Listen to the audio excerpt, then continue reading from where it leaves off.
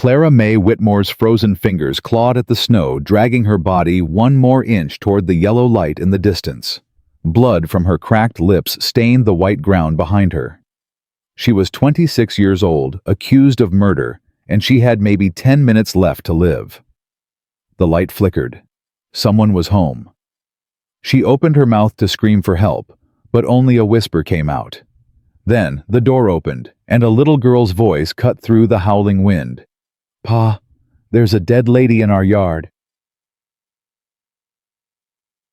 If you want to know how this broken woman found her way back to life, subscribe to our channel and stay until the very end. Drop a comment telling us which city you're watching from. We love seeing how far our stories travel. The child's scream brought Josiah Brennan to his feet so fast, the chair behind him crashed against the wall. "Emmy, get inside!" But his 11-year-old daughter stood frozen on the porch, pointing toward the front gate, where something dark lay crumpled against the white. "Pa, she's moving! She's alive!" Josiah grabbed his coat and pushed past Emmy. "Get your brother and sister away from the windows, now!" "But Pa..." "Now, Emmeline!" The sharpness in his voice made her flinch, but she obeyed. Good. Whatever was out there in his yard, his children didn't need to see it up close. The wind hit him like a fist the moment he stepped off the porch. 15 years in Wyoming territory, and he still wasn't used to winters like this. The blizzard had been building since noon, and now with darkness falling, it had turned into something mean. He trudged through knee-deep snow toward the shape near his fence. 10 feet away he stopped. It was a woman. She lay on her side, one arm stretched toward his house like she'd been reaching for it. Her dress, thin cotton torn in places, was soaked through and frozen stiff. No coat, no gloves, no hat. She should have been dead, but her fingers twitched, scraping weakly at the snow. "Ma'am?" Josiah crouched beside her. "Can you hear me?" Her eyes opened. They were gray, or maybe green, hard to tell in the dying light, and they were filled with something he recognized. Not fear. Something beyond fear. Resignation. "Let me die," she whispered. "Please." The words hit him like a bullet. "Ain't nobody dying in my yard tonight." He scooped her up. She weighed almost nothing. "Hold on. You don't understand." Her head lolled against his shoulder. "They're coming. For me." "Who's coming?" But she'd gone limp in his arms, unconscious. Josiah carried her toward the house, his boots punching through the frozen crust with each step. Through the window, he could see Emmy's pale face, watching Caleb pressed beside her little Rosie, held back by her sister's arm. He kicked the door open. "Emmy, get blankets. The thick ones from the chest. Caleb, stoke that fire. Get it hot." The children scattered. Emmy's questions died on her lips when she saw the woman's blue-white face. Josiah laid her on the rug before the hearth. Her skin was ice. Her lips had gone the color of bruised plums. The dress clung to her like a second skin, and he could see the ridges of her ribs through the fabric. She'd been starving before she'd been freezing. "Is she dead?" Caleb's voice was small. "Not yet. Blankets, Emmy." His daughter appeared with an armful of wool, her face tight with something Josiah couldn't quite read. She dumped the blankets beside him and stepped back, arms crossed. "Who is she?" "Don't know." "She's wearing a wedding ring." Josiah glanced at the woman's left hand. Emmy was right.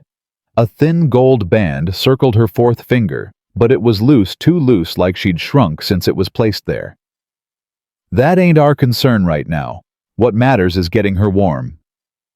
He hesitated. The dress had to come off. It was frozen soaking, and it would kill her as sure as a bullet if it stayed on. But undressing a strange woman in front of his children? "Emmy, take your brother and sister to the kitchen. Heat some water for tea. Broth if we got any." "Pa, I can help." "Kitchen, now." Emmy's jaw tightened, but she grabbed Caleb's hand and scooped up Rosie, who had been watching everything with huge eyes. "She's pretty," Rosie said as Emmy carried her away. "Like a snow princess." "Hush, Rosie." When they were gone, Josiah turned back to the woman. His hands shook as he worked the frozen buttons of her dress. Not from cold, from something else. 18 months since Sarah died. 18 months since he'd touched a woman. This was different, he told himself. This was survival. The dress peeled away from her skin like wet paper. Underneath her chemise was just as soaked, clinging to a body that told stories he didn't want to read. Bruises on her arms, a half-healed cut on her shoulder, ribs that stood out too sharp, and on her back just visible above the neckline scars. Old scars. The kind made by something thin and cruel. Josiah's jaw clenched. He wrapped her in blankets layer after layer, then lifted her closer to the fire. The flames threw dancing shadows across her hollow cheeks. She was beautiful in a broken sort of way. High cheekbones, dark lashes, hair that might have been chestnut before the snow matted it into tangles. She looked like she'd been lovely once before something had ground her down. Pa? Emmy stood in the doorway, a steaming cup in her hands. She awake yet? No. His daughter crossed the room, slowly, eyes fixed on the woman's face. She held out the cup. It's just hot water. We're out of tea. That's fine. Emmy didn't move. She stood there, staring down at the stranger with an expression that made Josiah's heart ache. She ain't Ma. The words were quiet, final. I know, sweetheart. Ma died in that spot. Emmy pointed at the rug. Right there in front of the fire. And now there's another woman. She's not replacing anyone. Josiah reached for his daughter's hand, but she pulled away. She's hurt. She needed help, that's all. People don't just appear in blizzards, Pa. Where'd she come from? I don't know. What if she's dangerous? Look at her, Emmy. She can barely breathe. She ain't dangerous to anybody. You don't know that. Emmy's voice cracked. You don't know anything about her.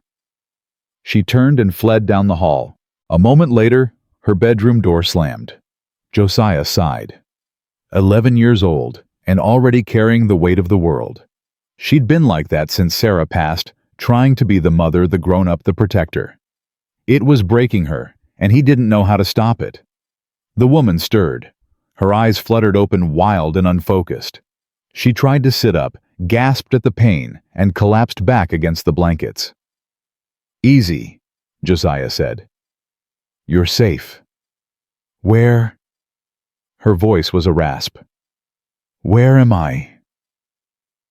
Brennan Ranch, about 4 miles north of Miller's Creek. Her eyes darted around the room, the fire, the windows, the door. Calculating escape routes. He'd seen that look before in the eyes of new horses that had been beaten too many times. How long was I? Don't know when you got here. My daughter found you maybe 20 minutes ago. She tried to sit up again. I have to go. Ma'am, there's a blizzard outside that'll kill you in 5 minutes. You ain't going anywhere. You don't understand. Then help me understand. She looked at him then. Really looked. Her eyes traveled over his face, searching for something. Threat, cruelty. Whatever she was looking for, she didn't seem to find it. Her shoulders dropped an inch. There are men, she said slowly, looking for me. What kind of men? The kind with badges. She laughed, but there was no humor in it. Or at least the kind who say they have badges. You in trouble with the law? That depends on who you ask. Josiah waited. The woman closed her eyes. They say I killed my husband. The silence stretched. Did you? Her eyes snapped open. Most men would have shown disgust by now. Fear. Something. But Josiah's face was steady, his voice calm. Just a question. No judgment yet. No. The word came out fierce. I didn't kill him. But his first wife needed someone to blame, and a young second wife is convenient. First wife. He was 73 years old. Her voice went flat. I was 24 when I married him, not by choice. My father owed him money. When Papa died, the debt passed to me, and Horace decided he'd rather take payment in other ways. Josiah's hand curled into a fist at his side. He forced you. It was legal. The bitterness in her voice could have stripped paint. We had a ceremony. A preacher said words. That made it legal. That don't make it right. She stared at him. No, it don't. Pa. Caleb appeared in the doorway, eyes huge. Rosie's asking if the Snow Princess is awake. Tell your sister she's resting. But she's not resting. She's talking. The woman pulled the blankets higher, suddenly aware of how she must look. I'm sorry. I didn't mean to frighten your children. You didn't frighten them. Josiah stood. Caleb, tell Emmy to heat up that broth after all. Our guest needs to eat. She's staying. The boy's face lit up. For tonight. Now go. Caleb ran off shouting for his sisters. Josiah looked down at the woman.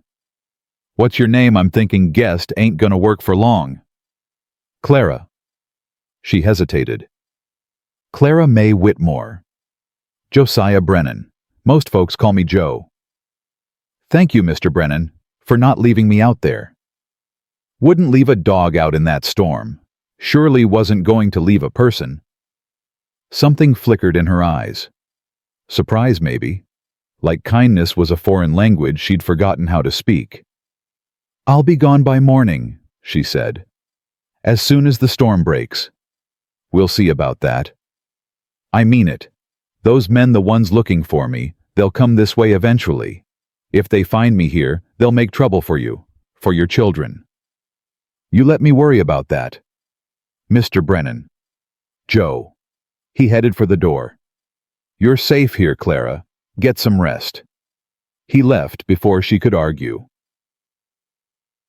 Emmy refused to come to supper. Josiah stood outside her door, listening to the silence on the other side. He'd tried knocking twice. No answer. Emmy, you need to eat. I ain't hungry.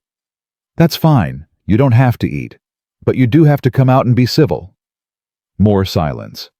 She's in Ma's spot, Emmy finally said. In front of the fire. Where Ma was when she... Josiah's throat tightened.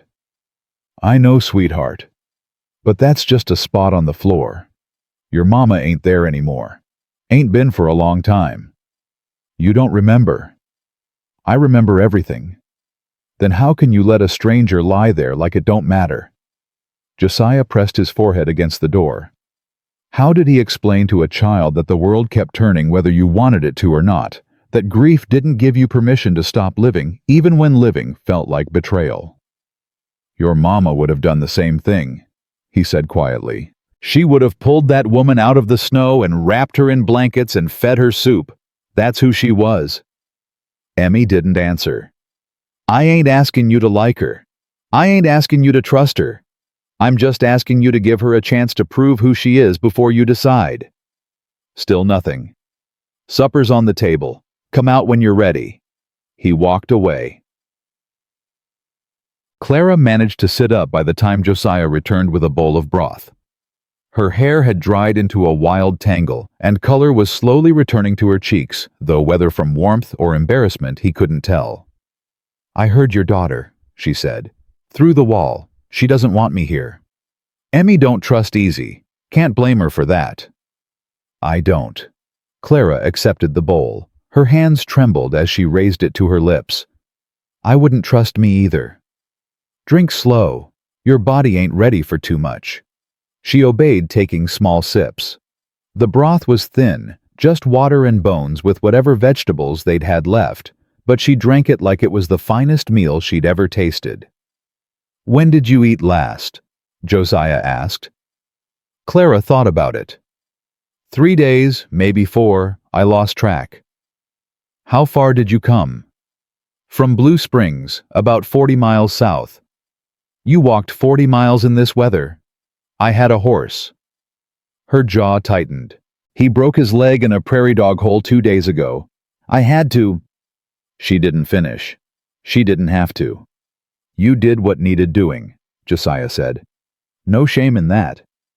There's shame in everything I've done. Clara set the bowl down. But thank you for pretending otherwise. The fire crackled. Somewhere in the back of the house, Rosie laughed at something Caleb said. The sound was so normal, so warm, that it felt like another world from the one Clara had been living in. How long since your husband died? Josiah asked. 6 weeks, maybe 7. And they've been hunting you all that time. His wife, his first wife, she put up a reward, $500. Clara's laugh was hollow. That's more than most folks see in a year. Makes men do ugly things. How'd he really die? Clara was quiet for a long moment. In his sleep.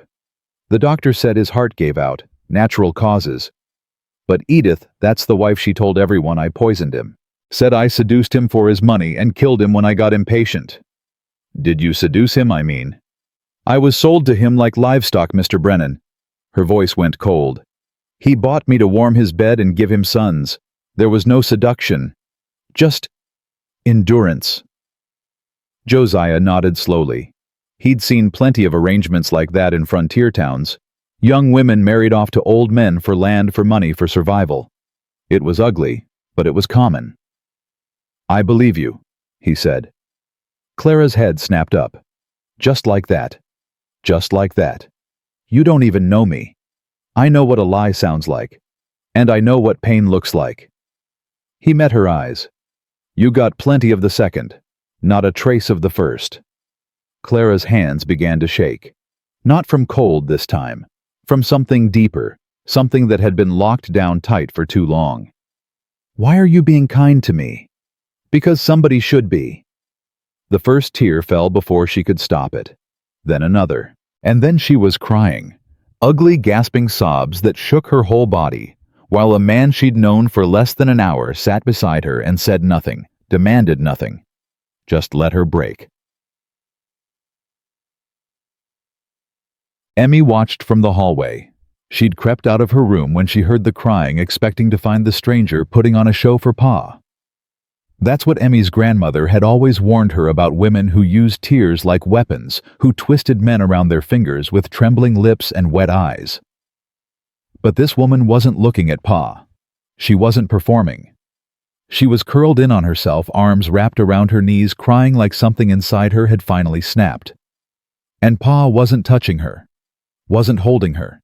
He was just sitting beside her, close enough that she knew she wasn't alone, far enough that she knew he wasn't asking for anything.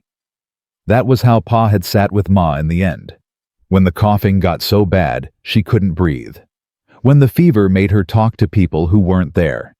He'd sat beside her just like that and let her be whatever she needed to be. Emmy's throat hurt. She slipped back to her room before anyone saw her.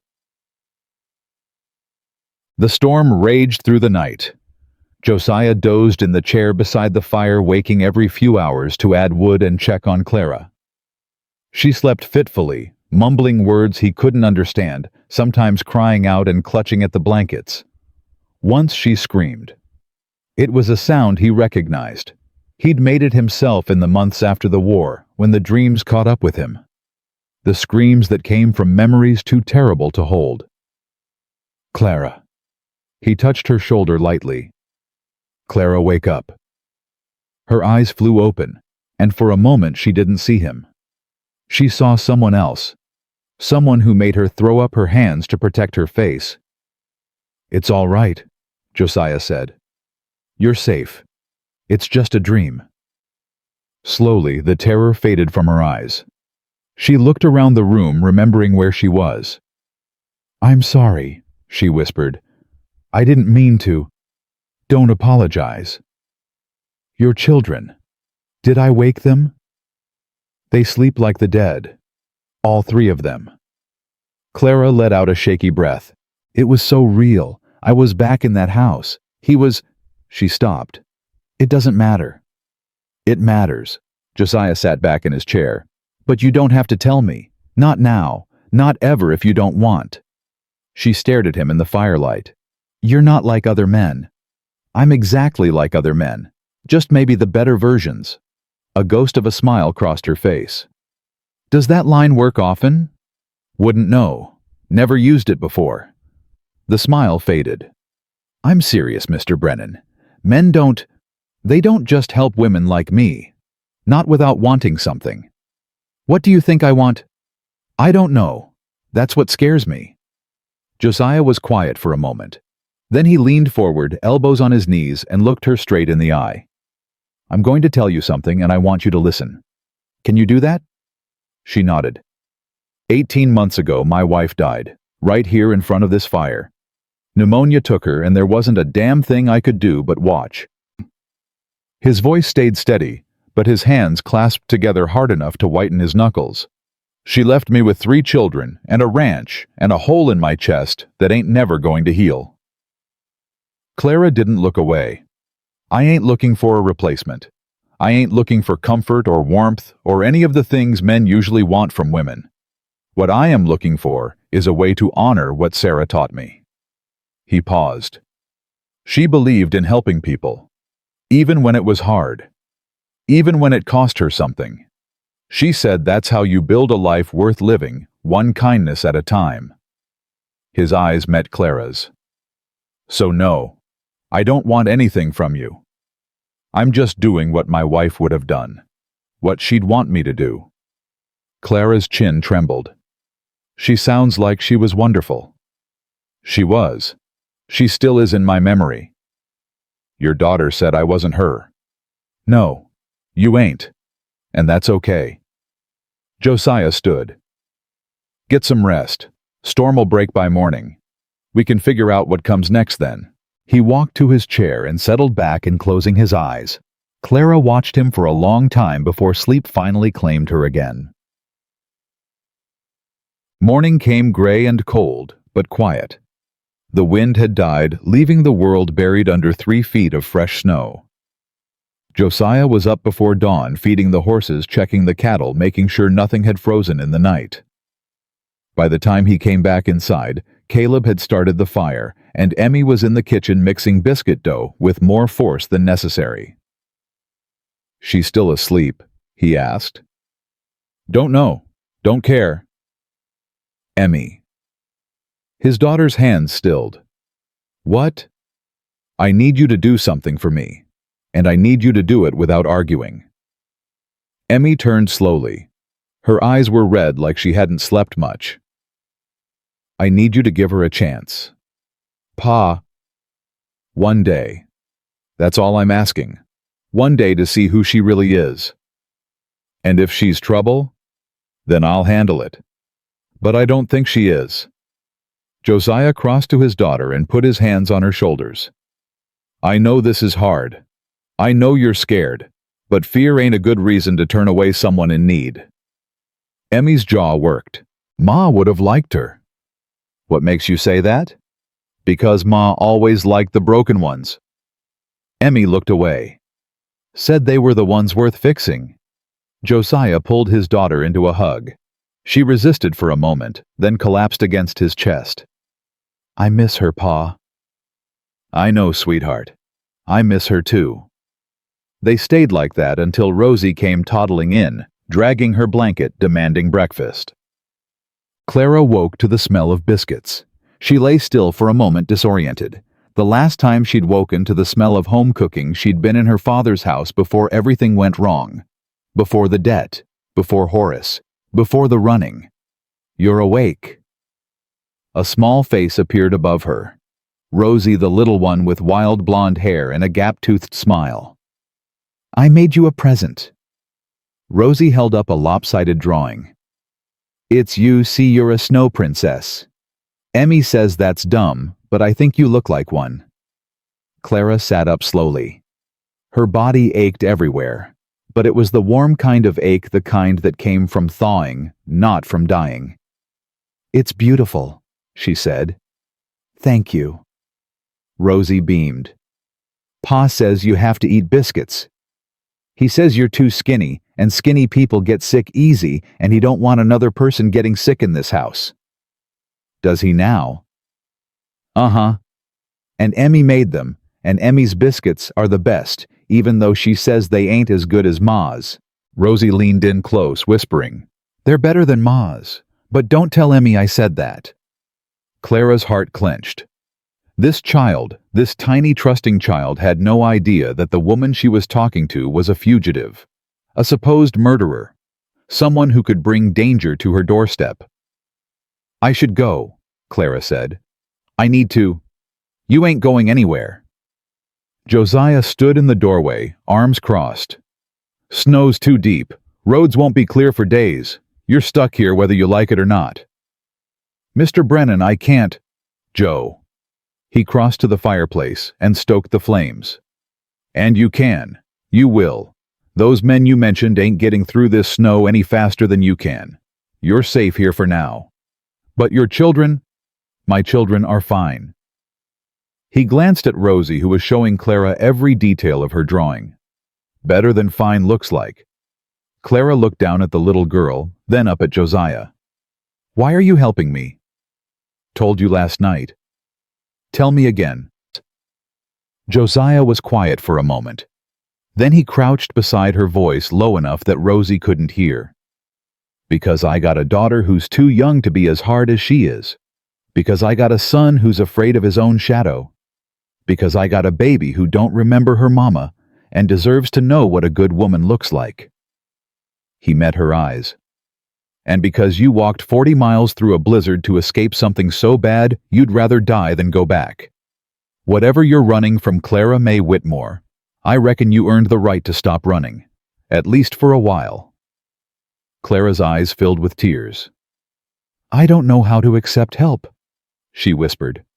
"I've forgotten how." "Then let me teach you." Josiah stood, one day at a time.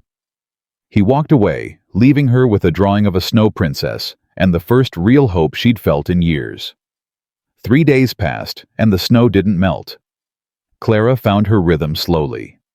She woke before the children started the fire, put coffee on. Small things, quiet things, things that didn't require permission or conversation. Emmy watched her like a hawk watches a rabbit. "You don't have to do that," the girl said on the third morning, catching Clara scrubbing the kitchen table. "That's my job." "I know." Clara didn't stop scrubbing. "But you were up late with Rosie. She had nightmares." "How do you know that?" "I heard her crying." Emmy's eyes narrowed. "You were listening." "I wasn't sleeping." Clara set down the rag. "I don't sleep much anymore." Something flickered across Emmy's face. Not sympathy, the girl was too guarded for that, but recognition. Like she understood what it meant to lie awake in the dark, waiting for something terrible to happen. "Ma used to say that," Emmy said quietly. "After the baby died, before Rosie." Clara went still. "There was a baby before Rosie." "A boy. He came too early. Didn't live but a few hours." Emmy's voice was flat, reciting facts she'd repeated too many times. Ma didn't sleep right for almost a year after that. Pa would find her sitting by the window at 3 in the morning, just staring at nothing. "I'm sorry." "Why, you didn't know her." "No, but I know what it's like to lose something you can't get back." Emmy studied her for a long moment. Then she picked up a second rag and started scrubbing the other end of the table. They worked in silence. It wasn't friendship. It wasn't forgiveness. But it was something. Caleb was easier. The boy had a dog named Biscuit, a scrappy mutt with one ear that flopped and one that stood straight up, and he spent most of his time avoiding human conversation in favor of canine companionship. But on the 4th day, Clara found him in the barn crying over something cupped in his hands. "What's wrong?" Caleb jumped, nearly dropping whatever he was holding. "Nothing." "Doesn't look like nothing." He hesitated, then slowly opened his palms. A baby bird lay there, its feathers matted its tiny chest, barely moving. "Found it by the woodpile," Caleb whispered. "Must have fell out of a nest. But it's too cold. There ain't no nests this time of year." Clara crouched beside him. The bird was too far gone, she could see that, but the look on Caleb's face stopped her from saying so.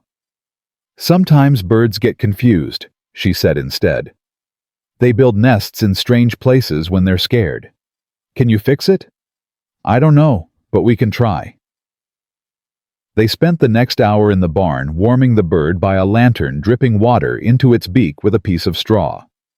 Caleb talked the whole time about Biscuit, about the horses, about how his pa let him name all the chickens even though Emmy said it was stupid to name something you were going to eat. "Do you think it's stupid?" he asked. "No," Clara said. "I think it takes courage to love something you might lose." Caleb looked at her with those big, serious eyes. "Pa says that too. About Ma. Your pa is a smart man. He's sad a lot, even when he's smiling." Caleb stroked the bird's head with one finger. "Are you sad too, Miss Clara?" "Sometimes." "Is that why you came here, because you were sad?" Clara's throat tightened. "I came here because I didn't have anywhere else to go." "Well," Caleb said, as if it were the most obvious thing in the world, "now you do." The bird died an hour later. Caleb cried and Clara held him, and neither of them mentioned it to anyone else. Rosie didn't need winning over. Rosie had decided Clara was her new best friend the moment she'd called her a snow princess, and nothing was going to change her mind. "Tell me a story," she demanded that night, climbing into Clara's lap, uninvited. "Emmy's stories are boring. She only tells the ones from the Bible." "Those are important stories." "They're boring." Rosie crossed her arms. "Tell me about a princess." "What kind of princess?" "A brave one, who fights dragons." Clara thought for a moment. Once upon a time there was a princess who lived in a tower. Was she pretty? She was ordinary. Brown hair, plain face, nothing special to look at. Rosie frowned. "That's not how princesses work." This one was different. She didn't know she was a princess, you see. Everyone told her she was nothing, just a servant girl meant to scrub floors and stay quiet. That's sad. It was.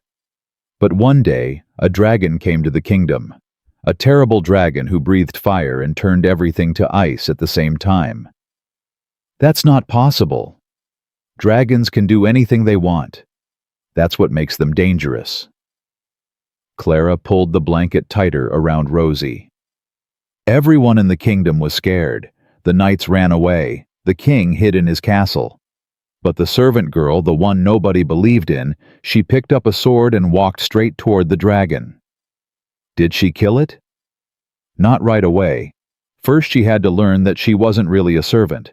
She was a princess who'd been stolen from her real family and made to believe she was worthless. And once she remembered who she really was, she killed the dragon.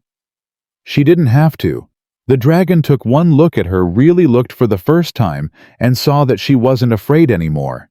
And dragons, you see, can only hurt people who are afraid. Rosie's eyes were huge. What happened then? The dragon bowed its head and flew away. And the princess lived happily ever after. Clara hesitated. She learned that happy endings aren't something you find. They're something you build, one day at a time. That's a good story.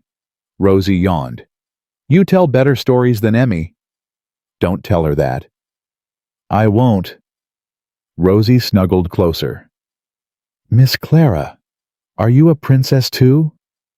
Clara's heart cracked. No, sweetheart. I'm just a servant girl who's still fighting her dragon. That's okay. Rosie's eyes drifted closed. Pa will help you kill it. He's good at killing things. Clara held the sleeping child and wondered if that was true.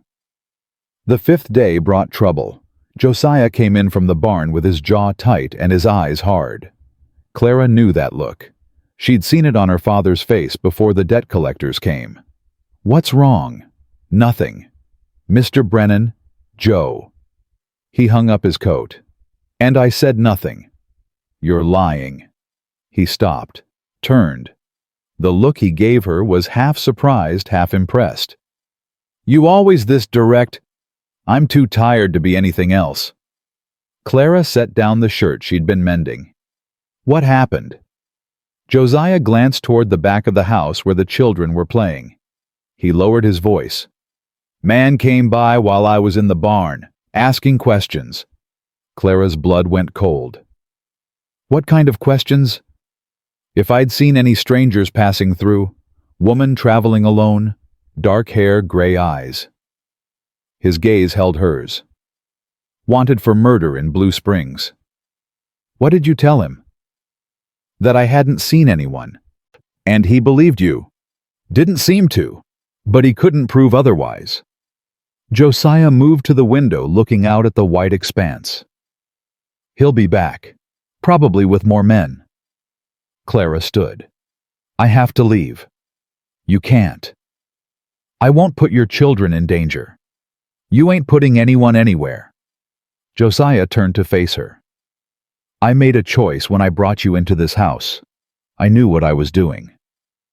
You didn't know they'd come so fast? I knew they'd come. That's enough.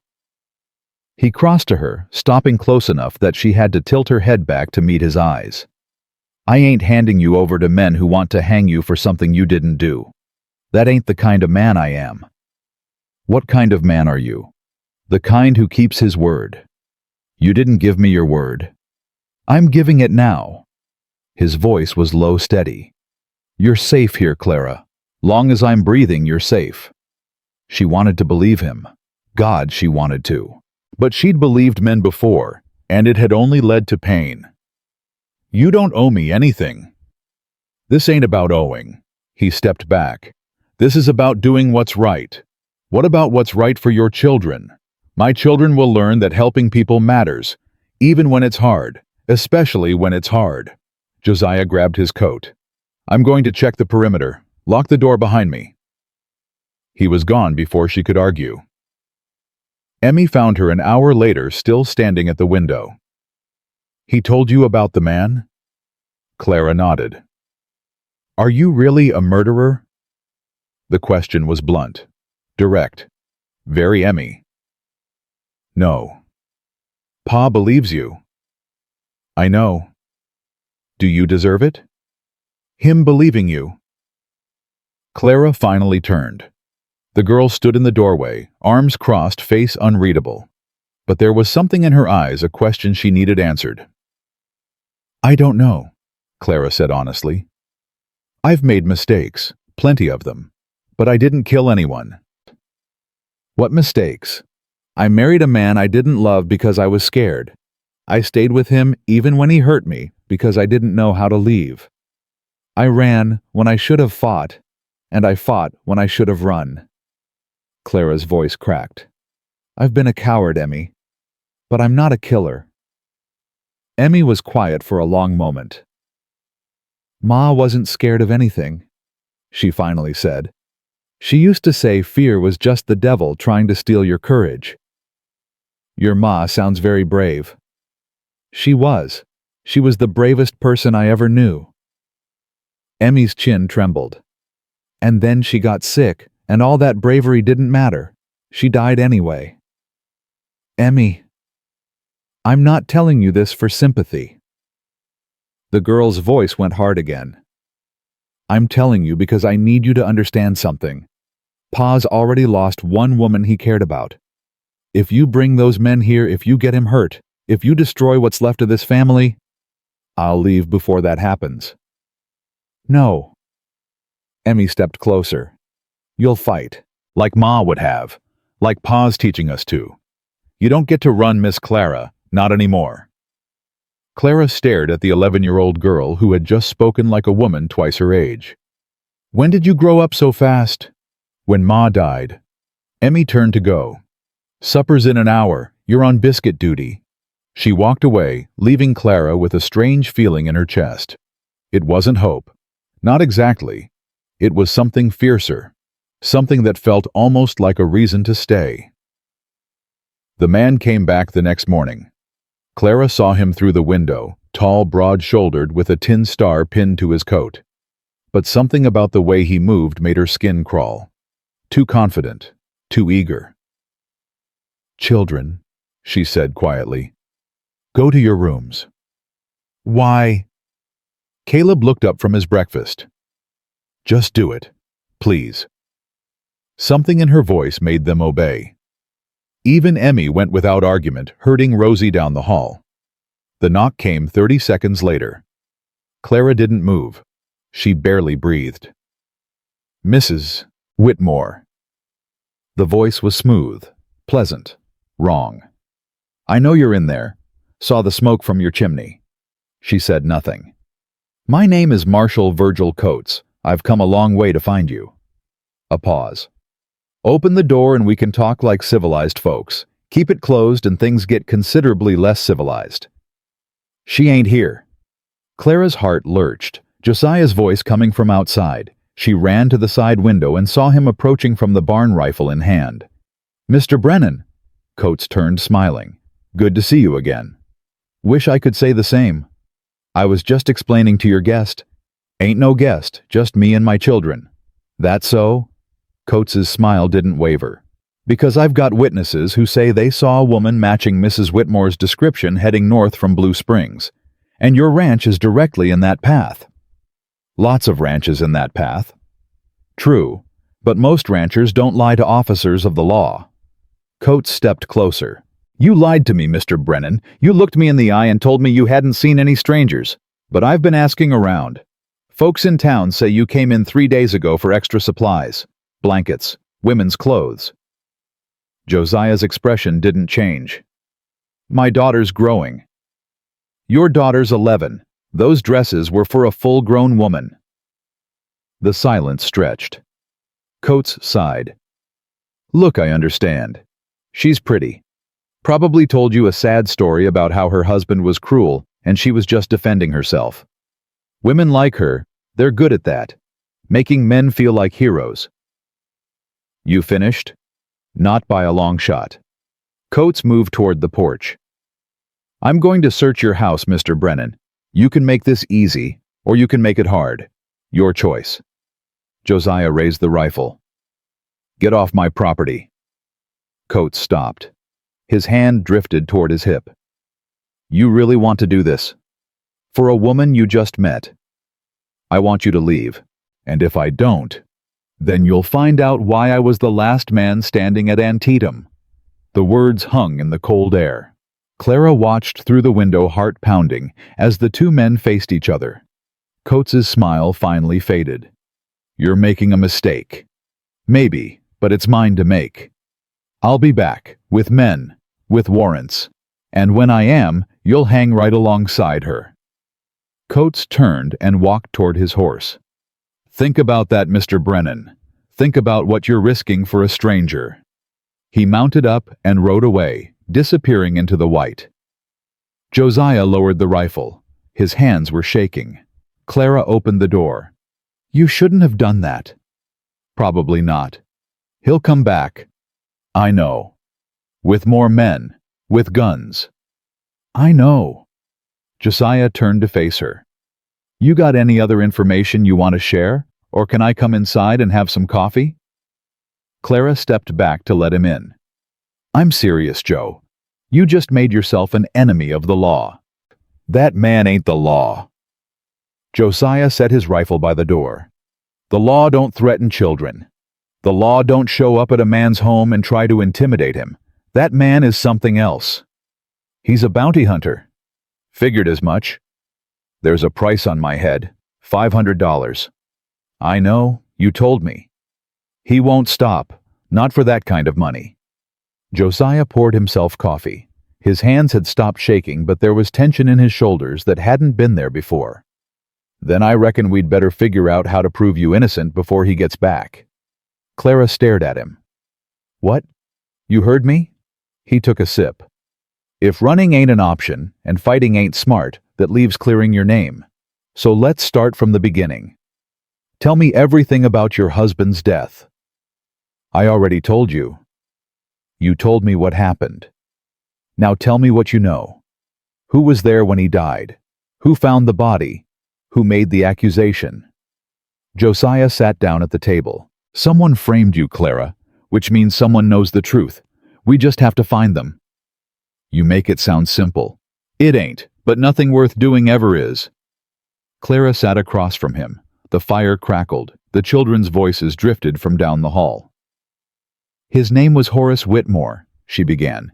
"He was 73 years old. He died in his bed on a Tuesday night, and I was the only person in the room when it happened. Go on. I didn't kill him, but I didn't try to save him either. Clara's voice dropped. When I woke up and saw he wasn't breathing, I felt relieved. I felt free, and I didn't call for help. I just lay there watching him, waiting until I was sure he was really gone. That ain't murder. No, but it's not innocence either. Josiah's eyes held hers. You're not on trial for feeling relieved. You're on trial for poison you didn't give. So who did? Clara shook her head. I don't know. The doctor said his heart gave out. Natural causes. But Edith, his first wife, she insisted on an investigation. Said she'd found strange powder in the kitchen. Said the servants had seen me mixing something into his tea. Did you? I made him tea, every night. Chamomile with honey. It helped him sleep. Clara's hands clenched. But I never put anything in it except what he asked for. So someone planted evidence. That's what I think. But I can't prove it. Who had access to your kitchen? Everyone. The servants, Edith, her son from her first marriage, the... Wait. Josiah held up a hand. Her son. Tell me about him. Marcus. He's about 30. Never liked me. Made that clear from the start. Why? Because I was young. Because his father seemed to prefer my company. Clara's jaw tightened. Because if Horace had a child with me, Marcus would lose part of his inheritance. Did Horace have a will? I don't know. I never saw one. But if he died without a new one, who gets everything? Clara's eyes widened. Edith and Marcus. And if you're convicted of murder, they get it all, no questions asked. Clara's hand flew to her mouth. Oh God, they set me up. Now we're getting somewhere. Josiah leaned forward. Here's what we're going to do. I'm going to write some letters. To the sheriff in Blue Springs. To a lawyer I know in Cheyenne. Someone needs to look into Horace Whitmore's death, really look before that bounty hunter comes back. What if they don't believe you? Then we'll find another way. Josiah reached across the table and covered her hand with his. But I ain't giving up, and neither are you. Understand? Clara looked at his hand on hers. Strong, calloused, warm. Why are you doing this? I already told you. Tell me again. Josiah's thumb brushed across her knuckles. Because you deserve someone in your corner. Because my children are starting to care about you. Because... He stopped, swallowed. Because I'm starting to care about you too. Clara's breath caught. I know it's too soon, he said quickly. I know we barely know each other. I ain't asking for anything. I wanted you to know that this ain't just about doing the right thing anymore. It's about you. Joe, you don't have to say anything. Just don't run. Please. Give me a chance to help you. Clara looked at this man, this good, broken, stubborn man, and felt something shift inside her. Something that had been frozen for years, slowly starting to thaw. I'll stay, she whispered. For now. That's all I'm asking. He squeezed her hand once, then let go. Now. Let's figure out how to save your life. They worked through the afternoon writing letters, making lists, piecing together everything Clara could remember about the weeks before Horace's death. Emmy brought them lunch without being asked. Caleb sat quietly in the corner pretending to read while obviously listening to every word. By evening, they had a plan. It wasn't much. A few letters, a few names, a few desperate hopes, but it was something. And for the first time in months, Clara let herself believe that maybe, just maybe, she might survive this. Pa! Emmy's voice came from the window. Someone's coming. Josiah grabbed his rifle. How many? Just one. On horseback. Clara's heart hammered. Coats? No. Emmy squinted. It's a woman. They exchanged glances. Josiah moved to the door, rifle ready. Clara stayed back, one hand on Emmy's shoulder. The horse stopped in front of the porch. The rider dismounted slowly, and Clara got her first clear look. Gray hair, sharp eyes, a face weathered by decades of frontier living.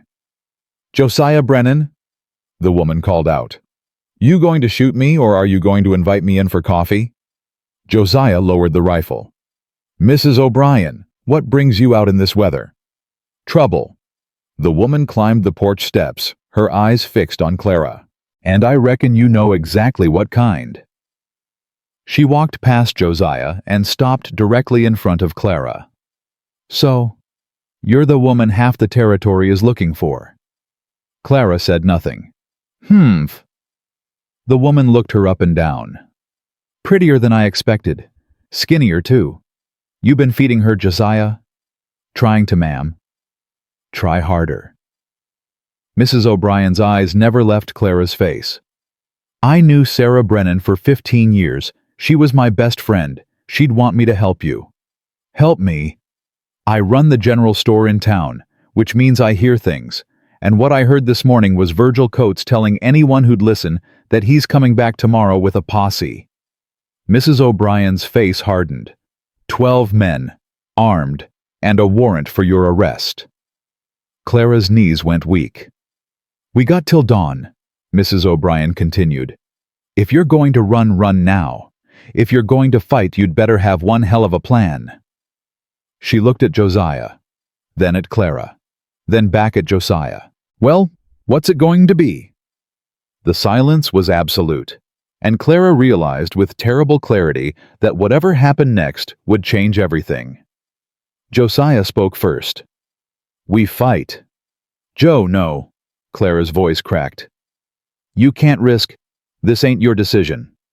He turned to Mrs. O'Brien. "What else did you hear?" "Coates has been drinking, running his mouth about how he's going to make an example of you. Says you threatened an officer of the law." The older woman's jaw tightened. "He's not just coming for her anymore, Josiah. He's coming for you, too." "Let him come." "Pa!" Emmy stepped forward. "You can't fight 12 men. That's crazy." "Emmeline, go to your room." "No." The word came out fierce. Final. Ma would never let you do something this stupid. She'd make you think it through. Josiah's face went pale. "Don't you dare." She'd say that protecting someone doesn't mean dying for them. She'd say there has to be another way. Emmy's eyes were wet, but her voice didn't waver. "You want to honor her memory? Then use your head, Pa. Please." The room went silent. Clara watched Josiah struggle, watched the soldier in him war with the father. His hands opened and closed at his sides. His jaw worked. "She's right," Clara said quietly. "There has to be another way." "What way? You got a suggestion." "Actually, I might." Mrs. O'Brien pulled a folded paper from her coat. "This came through on the telegraph this morning, from a lawyer in Cheyenne named Thomas Hartley. Ring any bells?" Josiah took the paper. His eyes widened as he read. "What is it?" Clara moved to his side. "Your husband's will." Josiah looked up. "He left everything to you." Clara's knees buckled. Emmy caught her arm. "That's not possible," Clara whispered. "Edith said, she said there was no will." "There was. Horace Whitmore filed it with a lawyer 3 months before he died. Left his entire estate to his beloved wife, Clara May Whitmore." Mrs. O'Brien's smile was grim. "Edith and Marcus have been lying about everything." But how did you—" "Josiah wrote to that lawyer 2 days ago, asked him to look into things." Mrs. O'Brien nodded at Josiah. "Smart man. The lawyer did some digging. Found the will. Found the witnesses, found some other things too." "What other things?" "Marcus Whitmore bought arsenic from a pharmacy in Blue Springs 2 days before his father died." Clara stopped breathing. "It wasn't you who poisoned him," Mrs. O'Brien said. "It was his own son." And now we can prove it." The words hung in the air like gun smoke. "Oh, God." Clara sank into a chair. "Oh, God." "There's more." Mrs. O'Brien pulled out another paper. "The lawyers already filed papers with the territorial court. There's a judge in Cheyenne who's agreed to review your case. If you can get there, if you can testify, the charges against you could be dropped." "If she can get there," Josiah repeated. "That's a 3-day ride. We ain't got 3 days." "No, you got about 12 hours. Emmy grabbed Clara's hand. "Then we leave now, right now." "In this weather, at night." Josiah shook his head. "That's suicide." "Staying here is suicide," Emmy shot back. "At least running gives us a chance." "Us." Josiah's voice sharpened. "You ain't going anywhere, young lady. If you think I'm staying here while you're 11 years old. I'm old enough to help. Emmeline Ruth Brennan, you will do as I—" "Stop." Clara's voice cut through the argument. "Both of you, stop." They turned to look at her. She stood slowly, wiping her eyes with the back of her hand. "I'm not letting anyone else get hurt because of me. Not you, Josiah. Not your children." She took a breath. "I'll go alone." "Like hell you will." "Joe." "I said like hell you will." He crossed to her in 2 strides, grabbing her shoulders. "You think I spent the last week keeping you alive, just to send you off to die in a snowstorm? You think my children opened their hearts to you just to watch you disappear? They'll be safer without me. They'll be broken without you." His voice dropped. "I'll be broken without you." Clara's breath caught. "You don't mean that." "I mean every word." His hands tightened on her shoulders. "I ain't letting you go, Clara. Not like this. Not ever." The fire crackled. Mrs. O'Brien cleared her throat. "Well, that settles that." Emmy stepped forward. "I've got an idea." "Emmy, just listen." The girl's eyes were bright with something that looked almost like hope. "Coates is coming tomorrow at dawn, right? From the South Road." "That's what I heard," Mrs. O'Brien confirmed. "And Cheyenne is north. So if Miss Clara leaves before dawn, takes the mountain pass?" "The mountain pass is snowed in," Josiah said. "Has been for weeks. Not all of it, just the top part." Emmy's words came faster. "Pa, you know those caves we found last summer? The ones that go straight through the ridge?" Josiah went still. "Those caves are dangerous." "They're passable. I've been through them. Me and Caleb both." "What?" Josiah's face flushed.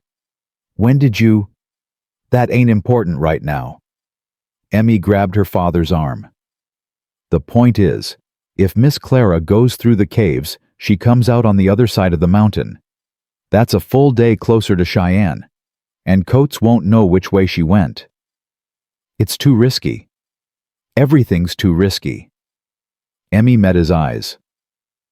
"But this is the only plan that gives her a chance, Pa. You know I'm right." Josiah looked at his daughter, then at Clara, then at Mrs. O'Brien, who shrugged. "The girl's got a point." "Fine." Josiah's jaw clenched. "But I'm going with her." "No." Clara shook her head. "You need to stay here. Protect the children.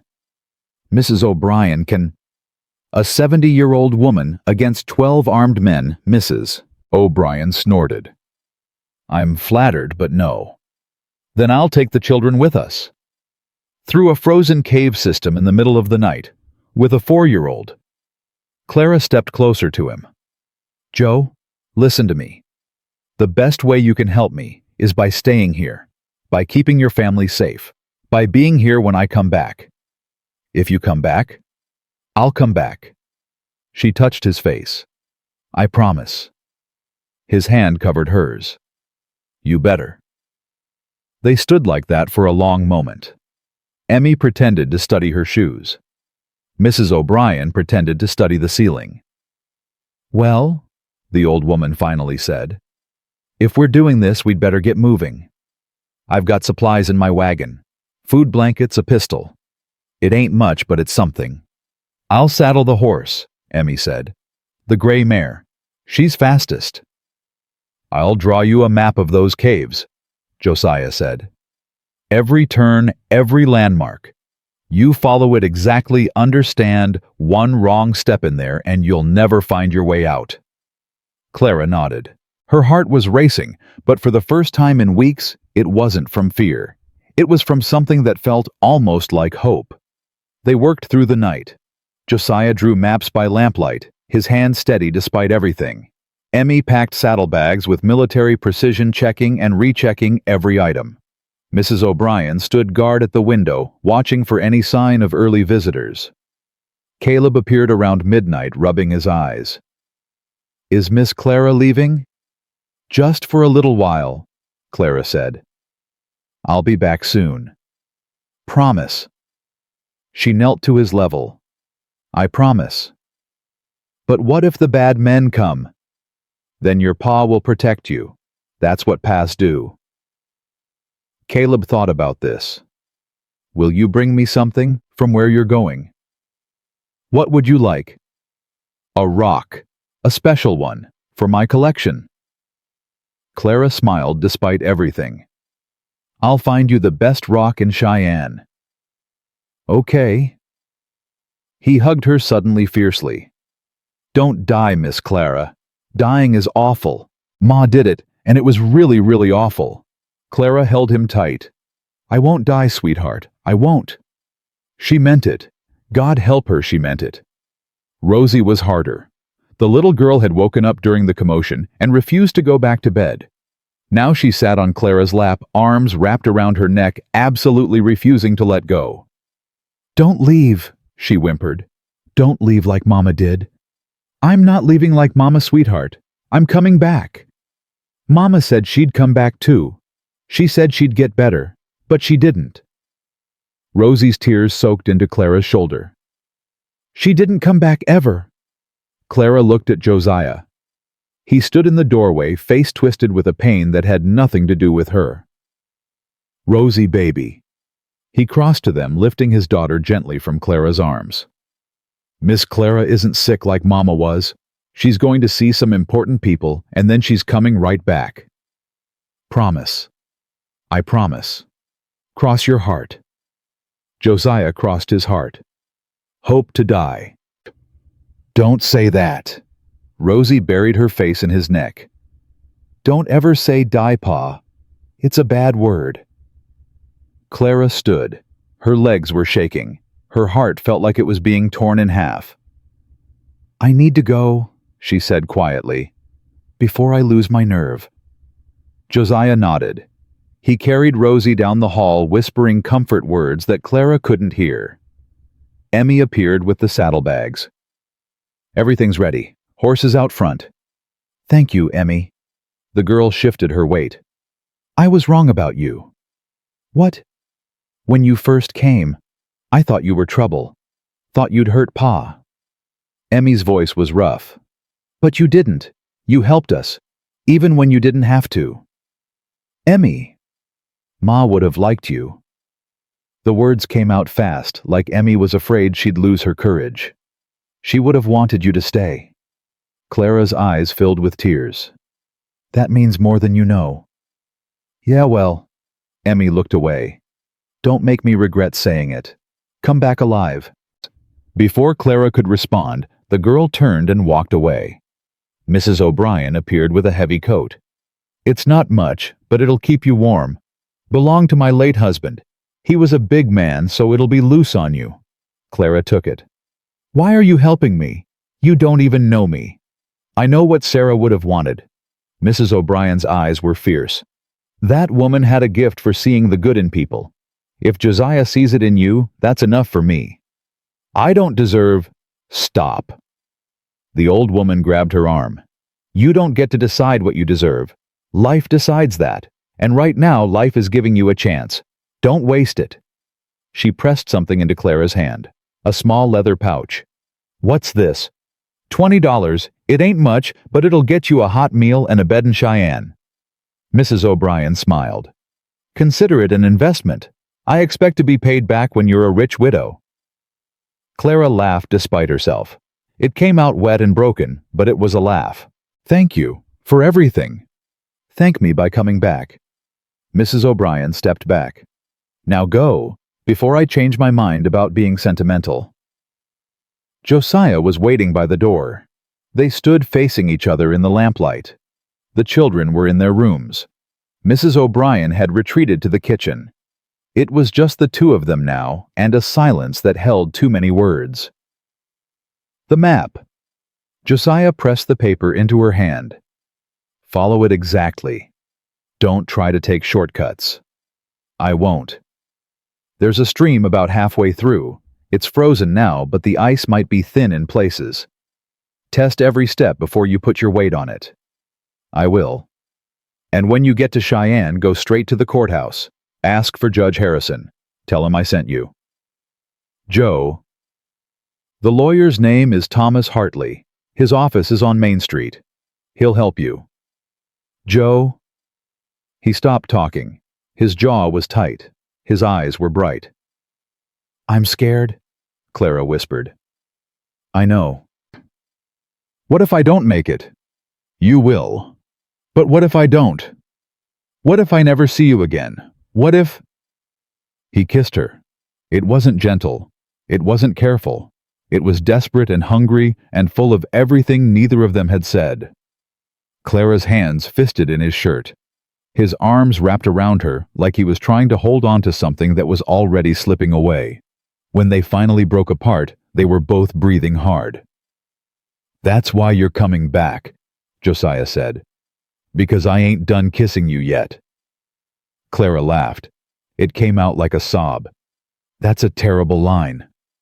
"I know. I'll work on better ones while you're gone." She touched his face one more time, memorizing the lines around his eyes, the rough stubble on his jaw, the way he looked at her like she was worth saving. "I'll come back," she said. "I swear to God I'll come back. I'll be here." She turned and walked out into the darkness before she could change her mind. The cold hit her like a wall. Clara mounted the gray mare and took one last look at the house. Through the window, she could see Josiah standing motionless watching her go. She raised her hand once. He raised his back. Then she turned the horse toward the mountain and kicked it into a gallop. The cave entrance was exactly where Emmy said it would be. Clara dismounted and led the horse inside, her heart pounding. The darkness was absolute. She fumbled for the matches Josiah had given her, struck one, and held it up. The cave stretched before her like a throat. Rock walls glistened with ice. The air smelled like cold and stone, and something else. Something old and forgotten. She consulted the map. First landmark, a rock shaped like a bear's head. Turn left. She found it. Turned. Second landmark, a frozen waterfall. Go straight. Found it. Went straight. Third landmark, a split in the tunnel. Take the right fork. Clara took the right fork. The mare's hooves echoed in the silence. Dripping water made sounds that could have been footsteps. Every shadow looked like a man waiting to grab her. But she kept moving. One step at a time. One breath at a time. She was halfway through when she heard it. Voices. Clara froze. The mare's ears pricked forward. "You sure this is the right way?" A man's voice echoing off the walls. "The tracks lead in here. She came this way." Clara's blood went cold. They'd found her. Somehow they'd found her. She looked at the map. Fourth landmark, an underground lake. Cross on the ice. The lake was just ahead. If she could reach it, if she could cross before they caught up. She kicked the mare into motion. The horse leaped forward, hooves clattering on the frozen stone. Behind her, the voices got louder. "There, I hear something." "After her."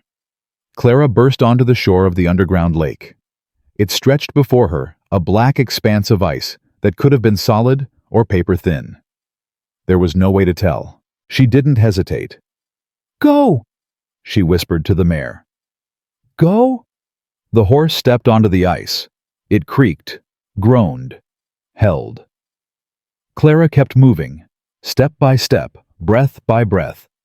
The ice shifted beneath them, making sounds that turned her stomach to water. "She's on the lake." The voice was closer now. "Don't let her reach the other side." A gunshot echoed through the cave. The bullet sparked off the stone wall inches from Clara's head. She flattened against the mare's neck. "Faster! Come on, faster!" Another shot. This one hit the ice behind her. Cracks spread like spider webs. The mare lunged forward. The ice groaned. Clara could hear it breaking behind her, feel the world tilting beneath her. And then, somehow impossibly, she was on the other side. She looked back. The men had reached the lake's edge, but the ice between them was nothing but floating chunks now. They couldn't follow. "This ain't over." Coates's voice echoed across the water. "You hear me? This ain't over." Clara didn't answer. She kicked the mare into a gallop and disappeared into the darkness. She emerged from the caves at dawn. The sun was just rising over the mountains, painting the snow in shades of pink and gold. Clara slumped in the saddle, exhausted beyond words. But she'd made it. She was through.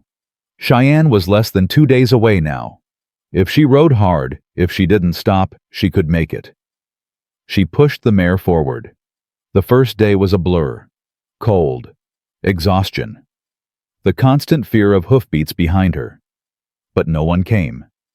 The mountain pass had done its job. She slept for a few hours in an abandoned cabin, curled up against the mare for warmth. When she woke, every muscle in her body screamed in protest. But she got up anyway. She had to. For Josiah, for the children, for herself. The second day was worse. The cold had seeped into her bones. Her hands were numb. Her face was raw from the wind. The mare was slowing her breath, coming in labored huffs. "Just a little farther," Clara whispered. "Just a little more." She saw the smoke before she saw the town. Chimneys, dozens of them, rising against the gray sky. Cheyenne. Clara's heart lurched. She kicked the mare into one last desperate gallop. The town appeared through the swirling snow. Buildings, streets, people, civilization. She'd made it. The courthouse was easy to find, the largest building in town with a flag flying from its roof. Clara dismounted on shaking legs and climbed the steps. A clerk looked up as she burst through the doors. "I need to see Judge Harrison," Clara gasped. "Please, it's urgent." "Ma'am, the judge is in session." "Tell him Josiah Brennan sent me. Tell him there's a woman's life at stake." The clerk stared at her wild hair, her frozen clothes, the desperation in her eyes. "Wait here." He disappeared. Clara leaned against the wall, trying to catch her breath. Her head was spinning. Her vision kept going dark at the edges. "Hold on," she told herself. "Just hold on." The clerk returned. "The judge will see you." Clara stumbled after him into a wood-paneled office. An older man sat behind a massive desk, wire-rimmed glasses perched on his nose. He looked up as she entered. "Mrs. Whitmore, I presume?" Yes, sir." "Thomas Hartley has told me about your case." The judge gestured to a chair. "Please sit. You look like you're about to collapse." Clara sat. Her legs gave out beneath her. "Now then." The judge folded his hands. "Tell me everything." And Clara did. She told him about Horace, about the forced marriage, about the night he died, about Edith's accusations, about running, about Josiah, about the caves, about everything. When she finished, her throat was raw and her cheeks were wet with tears. The judge was quiet for a long moment. "I've already seen the will," he finally said, "and the pharmacy records, and the statements from the servants in your household." Clara's breath caught. And I've issued a warrant for the arrest of Marcus Whitmore on suspicion of murder." The judge removed his glasses and rubbed his eyes. "Mrs. Whitmore, the charges against you are being dropped." The words didn't make sense at first. They echoed in Clara's ears like sounds from another world. Dropped. You're a free woman. The judge smiled. The nightmare is over. Clara opened her mouth to respond, and the world went black. She woke in a bed. White sheets, warm blankets, sunlight streaming through a window. For a moment, she didn't know where she was. Then it came flooding back. The caves, the ride, the courthouse. Freedom. She's awake. A woman's voice somewhere nearby. Doctor, she's awake. Footsteps. A gray-haired man with kind eyes appeared above her. Easy, Mrs. Whitmore. You've been unconscious for almost 2 days. Exhaustion, hypothermia, malnutrition. You're lucky to be alive. 2 days. Clara tried to sit up. I have to go back. Josiah, the children. They're fine. The doctor gently pushed her back down. A telegram arrived this morning. Everyone at the Brennan Ranch is safe. Apparently the posse showed up and found they no longer had any authority to make an arrest. They've left. Clara's eyes filled with tears. They're safe. They're safe, and asking about you constantly from what I hear. She let out a breath that felt like it had been trapped in her chest for weeks. There's something else, the doctor said. There's a man waiting to see you. He's been here since yesterday. Refuses to leave. Clara's heart stopped. A man? Big fellow. Dark hair. Hasn't slept in what looks like days. The doctor smiled. Says his name is Brennan. Josiah. That's the one. Should I send him in? Clara was already crying. Yes, please. Yes. The doctor left. Footsteps approached. And then Josiah was there. He looked terrible. Dark circles under his eyes. Days of stubble on his jaw. Clothes that looked like he'd ridden 100 miles without stopping. He'd never looked more beautiful. You came, Clara whispered. Did you think I wouldn't? He crossed to the bed in 3 strides and took her hands. Mrs. O'Brien stayed with the kids. I left the moment we got word you'd made it. But how did you? Doesn't matter. He brought her hands to his lips. All that matters is you're alive. You're safe. It's over. It's over, Clara repeated. The words tasted strange, foreign. I'm free. You're free. Josiah's voice cracked.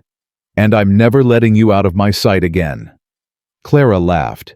It came out wet and broken and absolutely perfect. That might be difficult, Mr. Brennan. I'm told I have an estate to claim. Then I'll come with you. And the children. They'll come too. Emmy's already planning what she'll wear to your fancy new house. Clara pulled him closer. And you? What are you planning? Josiah leaned his forehead against hers. I'm planning to spend the rest of my life making you happy, if you'll let me. That sounds like a proposal. Maybe it is. His eyes searched hers. Too soon. Probably. Clara smiled through her tears. Ask me anyway. Clara May Whitmore. He took her face in his hands. Will you marry me? She kissed him. That was answer enough. The kiss ended, but Josiah didn't let go. I should warn you, he said, his voice rough. Emmy's already told everyone in town you're going to be her new mother. She's made announcements. Clara laughed. Announcements? Posted signs at the general store. Mrs. O'Brien helped her spell the big words. She hated me 3 weeks ago. She changed her mind. Josiah brushed a strand of hair from her face. Brennans are stubborn, but we ain't stupid. We know a good thing when we see it. Clara's heart swelled. And Caleb Rosie. Caleb's been collecting rocks to show you. Says he's got a whole box of special ones now. Josiah smiled. And Rosie? Rosie's been sleeping with that drawing she made. The one of the snow princess. Won't let anyone touch it. I'm not a princess. You are to her. He kissed her forehead. You are to all of us. A knock interrupted them. The doctor appeared in the doorway looking apologetic. I'm sorry to intrude, But there's a situation. Josiah straightened. What kind of situation? There's a woman downstairs, demanding to see Mrs. Whitmore. The doctor's face was grim. Says her name is Edith. Clara's blood went cold. Josiah was on his feet instantly. She ain't coming anywhere near this room. She's threatening legal action. Says she has rights. She's got no rights. Not anymore. Josiah's voice was steel. Tell her to leave. I tried. She won't go. Clara pushed herself upright. Her head spun, but she forced it to steady. Let her come. Clara. She came all this way, Joe. She won't stop until she says what she has to say. Clara met his eyes. And I won't spend the rest of my life running from her. Josiah's jaw clenched. I'm staying. I wouldn't want it any other way. The doctor nodded and disappeared. A moment later, footsteps echoed in the hallway. Sharp, purposeful, angry. Edith Whitmore swept through the door like a storm. She was exactly as Clara remembered.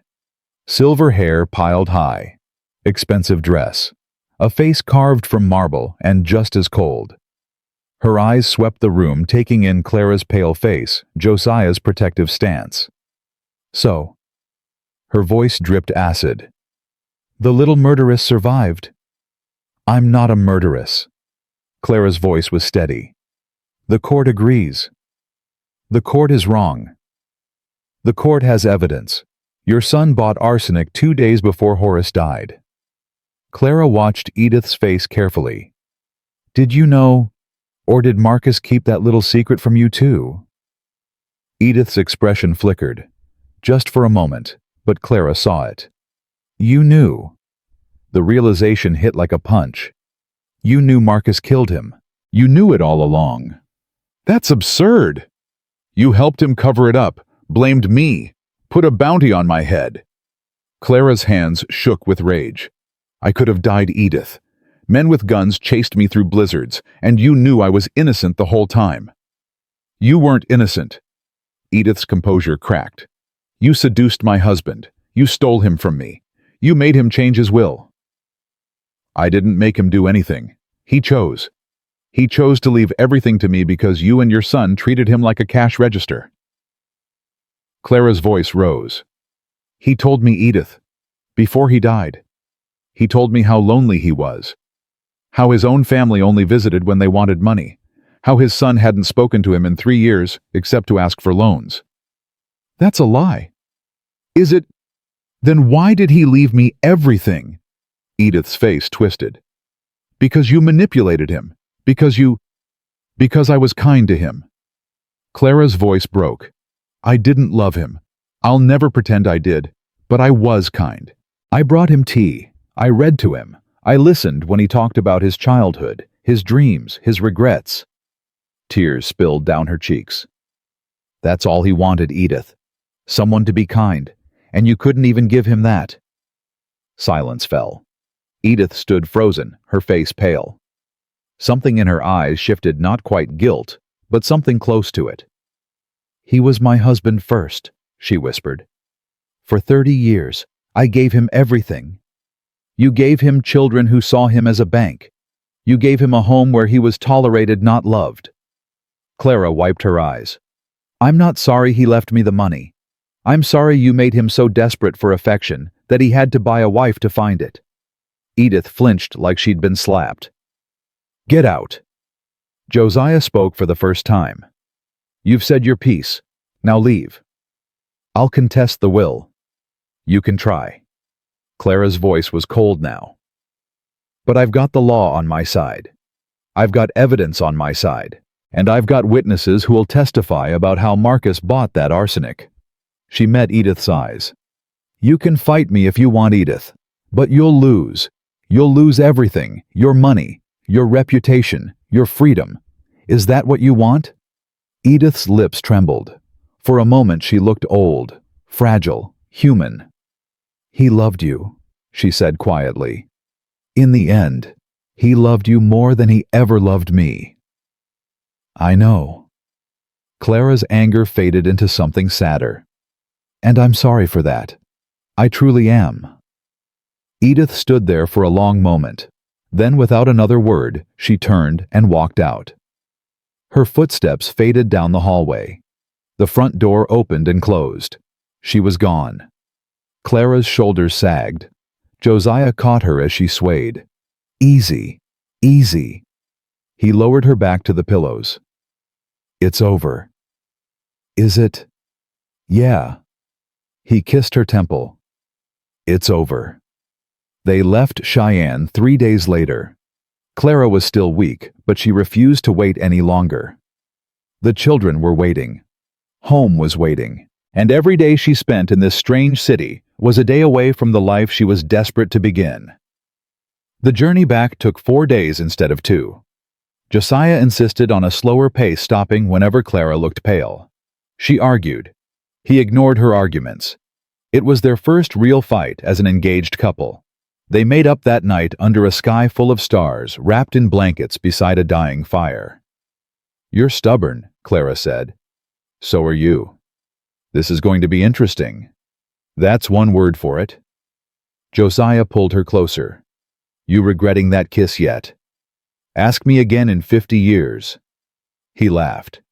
It was the first time she'd heard him really laugh, not the quiet chuckle she'd grown used to, but a full, deep sound that came from somewhere real. She wanted to hear it every day for the rest of her life. They crested the final hill at sunset. Clara saw the ranch spread out below them, the house, the barn, the fence lines she'd helped repair. Smoke curled from the chimney. A light glowed in the window. Home. Papa. Emmy came running from the house, braids flying. Caleb was right behind her, Biscuit, barking at his heels. Even little Rosie toddled onto the porch, Mrs. O'Brien holding her hand. Josiah barely had time to dismount before his children slammed into him. You came back. Emmy's voice was muffled against his chest. You really came back. Course I came back.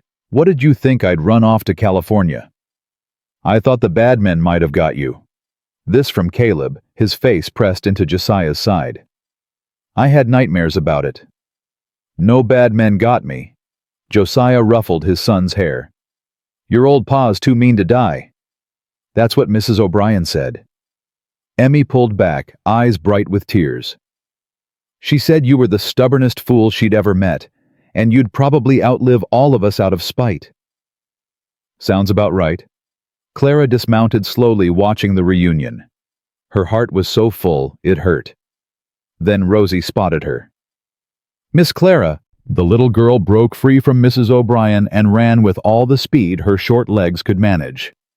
Miss Clara! Miss Clara! You came back! Clara crouched and caught her.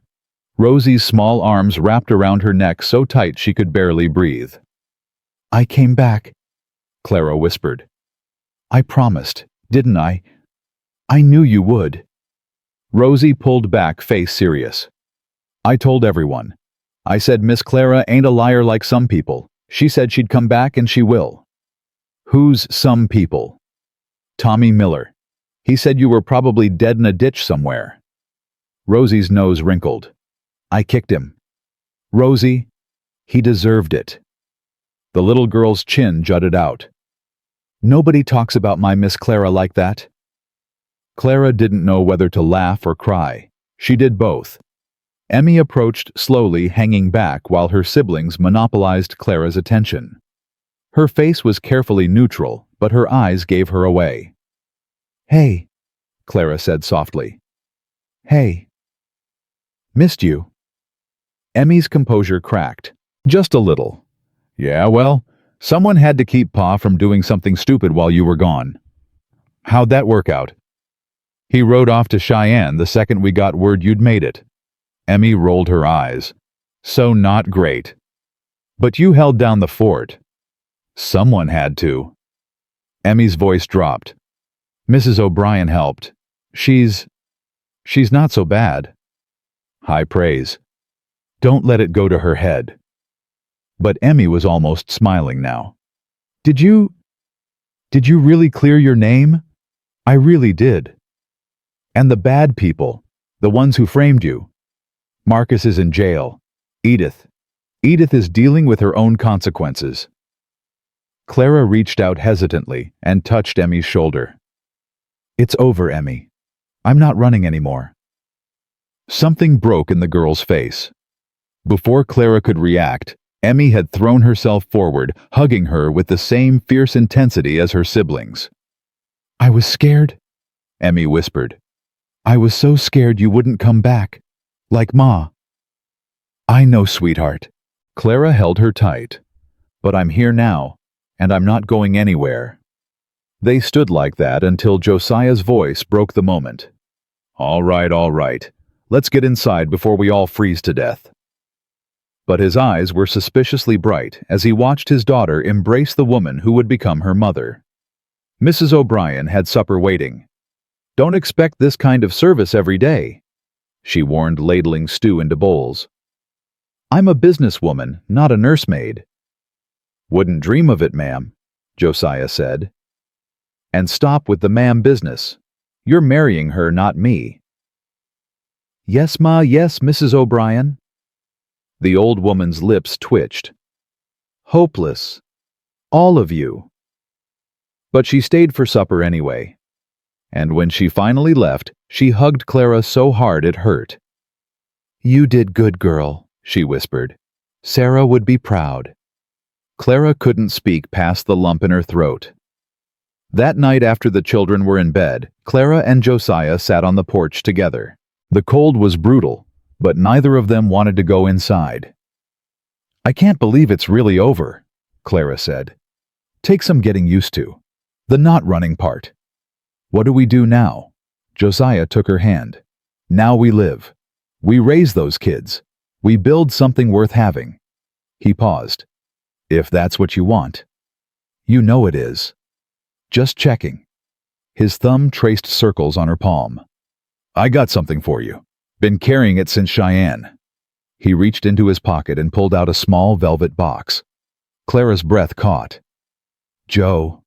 It ain't fancy. It was my mother's. He opened the box. Inside was a simple gold ring with a small diamond.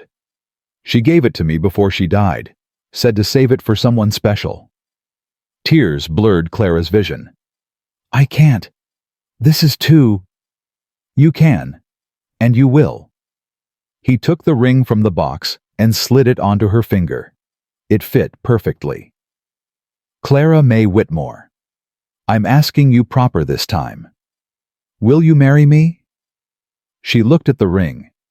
At him. At the house behind them where 3 children slept peacefully for the first time in days. Yes, she whispered.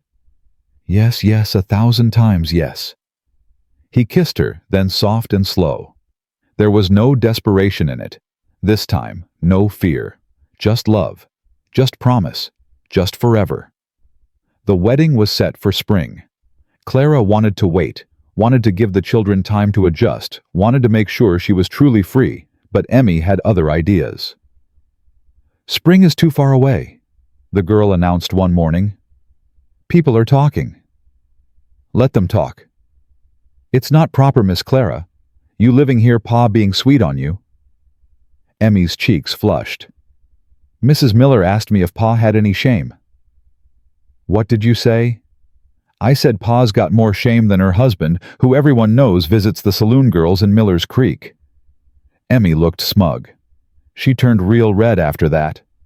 Clara bit back a laugh. You shouldn't talk to adults that way. She shouldn't talk about my family that way. Fair point. We'll get married when we're ready, Clara said gently. Not when the town gossips say we should. But, Emmy. Clara took the girl's hands. I know you want things settled. I know you want to know for certain that I'm staying. But the ring on my finger already says that. The wedding is just a formality. Emmy looked at the ring. Her expression softened. It's pretty. It was your grandmother's. I know, Pa told me. Emmy was quiet for a moment. Ma never got to meet her. Grandma died before Pa came home from the war. That must have been hard for him. He don't talk about it much. Emmy glanced toward the barn where Josiah was working. He don't talk about a lot of things. Some things are too heavy for words. Yeah. Emmy squeezed Clara's hands. Just don't wait too long, okay? I'm tired of people calling you that woman who lives with the Brennans. What do you want them to call me? Emmy hesitated. Then, so quietly Clara almost didn't hear it. Ma. Clara's heart cracked wide open. Oh, sweetheart. She pulled Emmy into a hug. You can call me that whenever you're ready. Wedding or no wedding. Emmy held on tight. Really?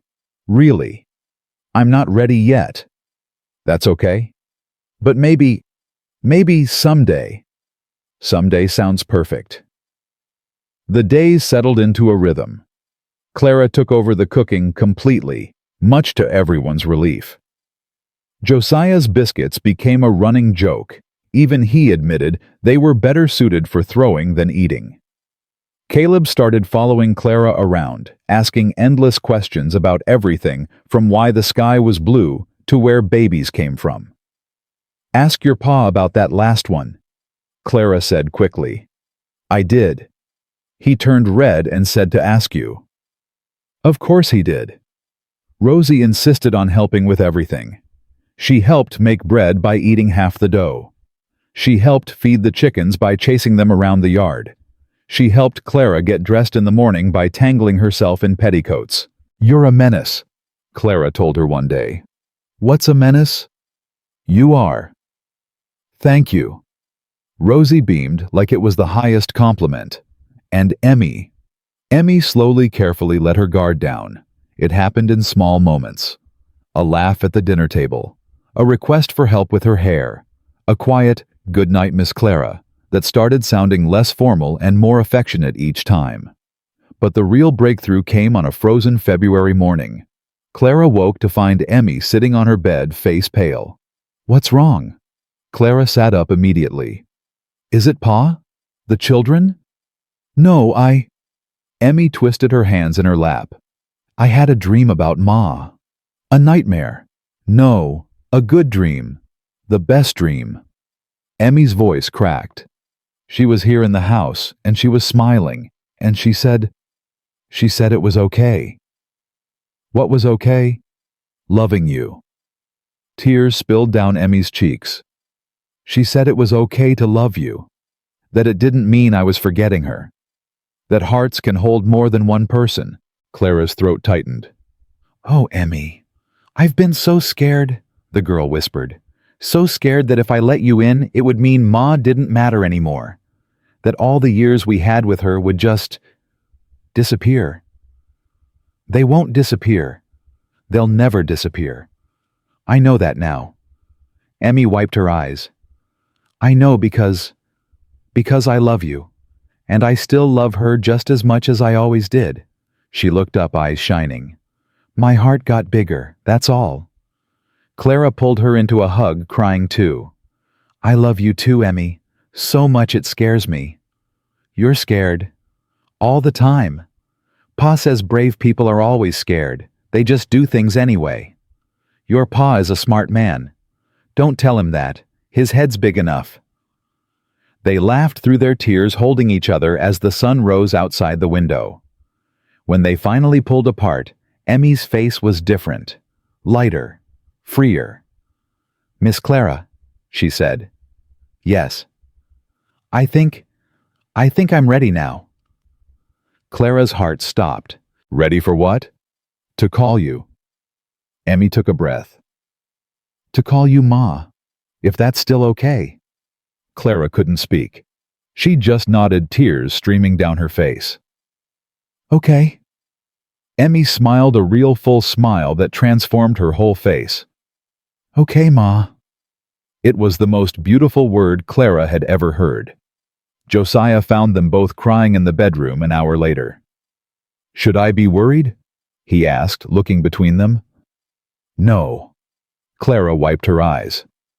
These are good tears. Emmy. I'm fine, Pa. Emmy stood squeezing Clara's hand one last time. Better than fine. She walked past her father and out the door. Josiah watched her go, bewildered. What happened? She called me Ma. Josiah's face went through about 6 different emotions in 3 seconds. Surprise, hope, joy, and then something that looked suspiciously like tears. She hasn't called anyone that since Sarah died. I know. He crossed to the bed and pulled Clara into his arms. You're healing them. All of them. You know that they're healing me too. We're healing each other. He kissed the top of her head. That's how family works. Family. The word settled into Clara's heart and took root. She was home. She was loved. She was finally, truly free. And the best part, it was only just beginning. The trouble came 3 weeks before the wedding. Clara was in town buying fabric for her dress when she saw him. Marcus Whitmore, standing across the street free as air, staring at her with murder in his eyes. Her blood turned to ice. He should be in jail. The judge had issued a warrant. He'd been arrested. How was he here? How was he free? She didn't wait to find out. Clara dropped the fabric and ran. Her heart pounded as she raced toward the general store, toward Mrs. O'Brien, toward anyone who could help. Clara! Marcus's voice rang out behind her. We need to talk. She didn't stop, didn't look back. The store was just ahead. 20 feet. 10 feet. A hand grabbed her arm. I said we need to talk. Marcus yanked her around to face him. His grip was bruising. His eyes were wild. You ruined everything. Everything. And you think you can just walk away? Let go of me. I spent 2 weeks in that cell because of you. His face twisted. 2 weeks surrounded by animals while my mother scrambled to bribe the right people. You killed your father. He was dying anyway. He had weeks, months at most. I just accelerated things. Marcus laughed. It was an ugly sound. And then you had to go and survive. You had to make it to Cheyenne. You had to ruin everything I'd worked for. The money was never yours. It should have been. His grip tightened. It will be, once you're gone. Clara's heart stopped. What are you... Accidents happen on the frontier. Marcus smiled. It didn't reach his eyes. A woman alone. A runaway horse. A tragic fall. He leaned closer. No one would ever know. Josiah would know. Josiah Brennan is nobody. A dirt farmer with 3 brats. Marcus's lips curled. By the time he figures out what happened, you'll be dead, and I'll be in California with my inheritance. The will leaves everything to me. Wills can be contested, especially when the beneficiary dies under suspicious circumstances. He started dragging her toward the alley. Come on, let's take a walk. Clara fought. She twisted and kicked and screamed. She dug her nails into his hand until she drew blood. She did everything she could to break free. It wasn't enough. Marcus was bigger, stronger, and he had nothing left to lose. Stop struggling, he hissed. It'll only make it worse. Help, Clara screamed. Someone help me. Shut up. A fist came out of nowhere and connected with Marcus's jaw. He dropped like a stone. Clara stumbled back, gasping. Standing over Marcus's unconscious body was the last person she expected to see. Emmy. The girl stood there, fists raised, face fierce. Beside her, Caleb held a wooden board like a weapon. Even little Rosie was there, clutching a rock and looking ready to throw it. Nobody touches our ma, Emmy said. The tears came before Clara could stop them. Clara dropped to her knees and pulled all 3 children into her arms. What are you doing here? She gasped. How did you... We followed you, Emmy said, still breathing hard. Saw him grab you from across the street. You could have been hurt. So could you. Emmy's chin jutted out. And we ain't losing another ma, not ever. Behind them, Marcus groaned and started to stir. We need to go. Clara scrambled to her feet. Now. He's waking up. Caleb gripped his board tighter. Should I hit him again? No, we run. Come on. She grabbed Rosie and took off toward the general store. Emmy and Caleb sprinted beside her, their footsteps pounding on the frozen dirt. Mrs. O'Brien met them at the door. "Inside, quick!" The old woman's eyes were sharp as she scanned the street behind them. "I saw what happened. Sheriff's on his way." "Marcus is—" "I know who he is." Mrs. O'Brien pulled them through the door and slammed it shut. "Lock's on. He ain't getting through." Clara set Rosie down and collapsed against the counter. Her hands were shaking. Her whole body was shaking. The children clustered around her, Emmy still keeping watch at the window. "He said he was going to kill me," Clara whispered. "He said he'd make it look like an accident." "He won't get the chance." Mrs. O'Brien's voice was steel. "Not while I'm breathing." "But he got out of jail. He bribed someone. If he can do that, what's to stop him from— Whoa." "Clara." Mrs. O'Brien gripped her shoulders. "Look at me." Clara looked. "That man is finished. You hear me? He attacked you in broad daylight. Half the town saw it. There ain't enough bribes in the world to make that disappear." The old woman's eyes were fierce. "He's done. It's over." "I want Pa." Rosie's small voice cut through the tension. "I want Pa to come." "He's coming, sweetheart." Clara pulled the little girl close. "He's coming." Josiah arrived 15 minutes later. He came through the door like a storm, eyes wild, face pale. When he saw Clara and the children huddled together, something in him cracked. "Are you hurt?" He crossed to them in 3 strides. "Did he touch you? Did he—" "I'm fine." Clara reached for him. "The children, they saved me." "What?" Emmy punched him. Caleb's voice was awed. "Right in the jaw. Knocked him clean out." Josiah stared at his daughter. You punched him." "He was hurting Ma." Emmy's voice didn't waver. "I did what you taught me." "I taught you to punch." "You taught me to protect my family." Emmy met his eyes. "She's my family now, Pa. I wasn't going to let him take her." Josiah's face crumpled. He pulled Emmy into a hug so tight she squeaked. "That's my girl," he whispered. "That's my brave, fierce, incredible girl." "Pa, I can't breathe." He loosened his grip but didn't let go. Over Emmy's head, his eyes found Clara's. "I'm never letting you out of my sight again." "You keep saying that." "This time I mean it."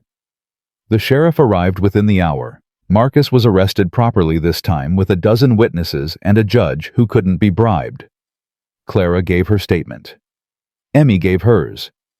Even Caleb contributed, though his account was mostly about how Emmy's punch had sounded, like Pa hitting the splitting block. "She hits harder than you, Pa," he added helpfully. "Thanks, son." Marcus was taken away in chains.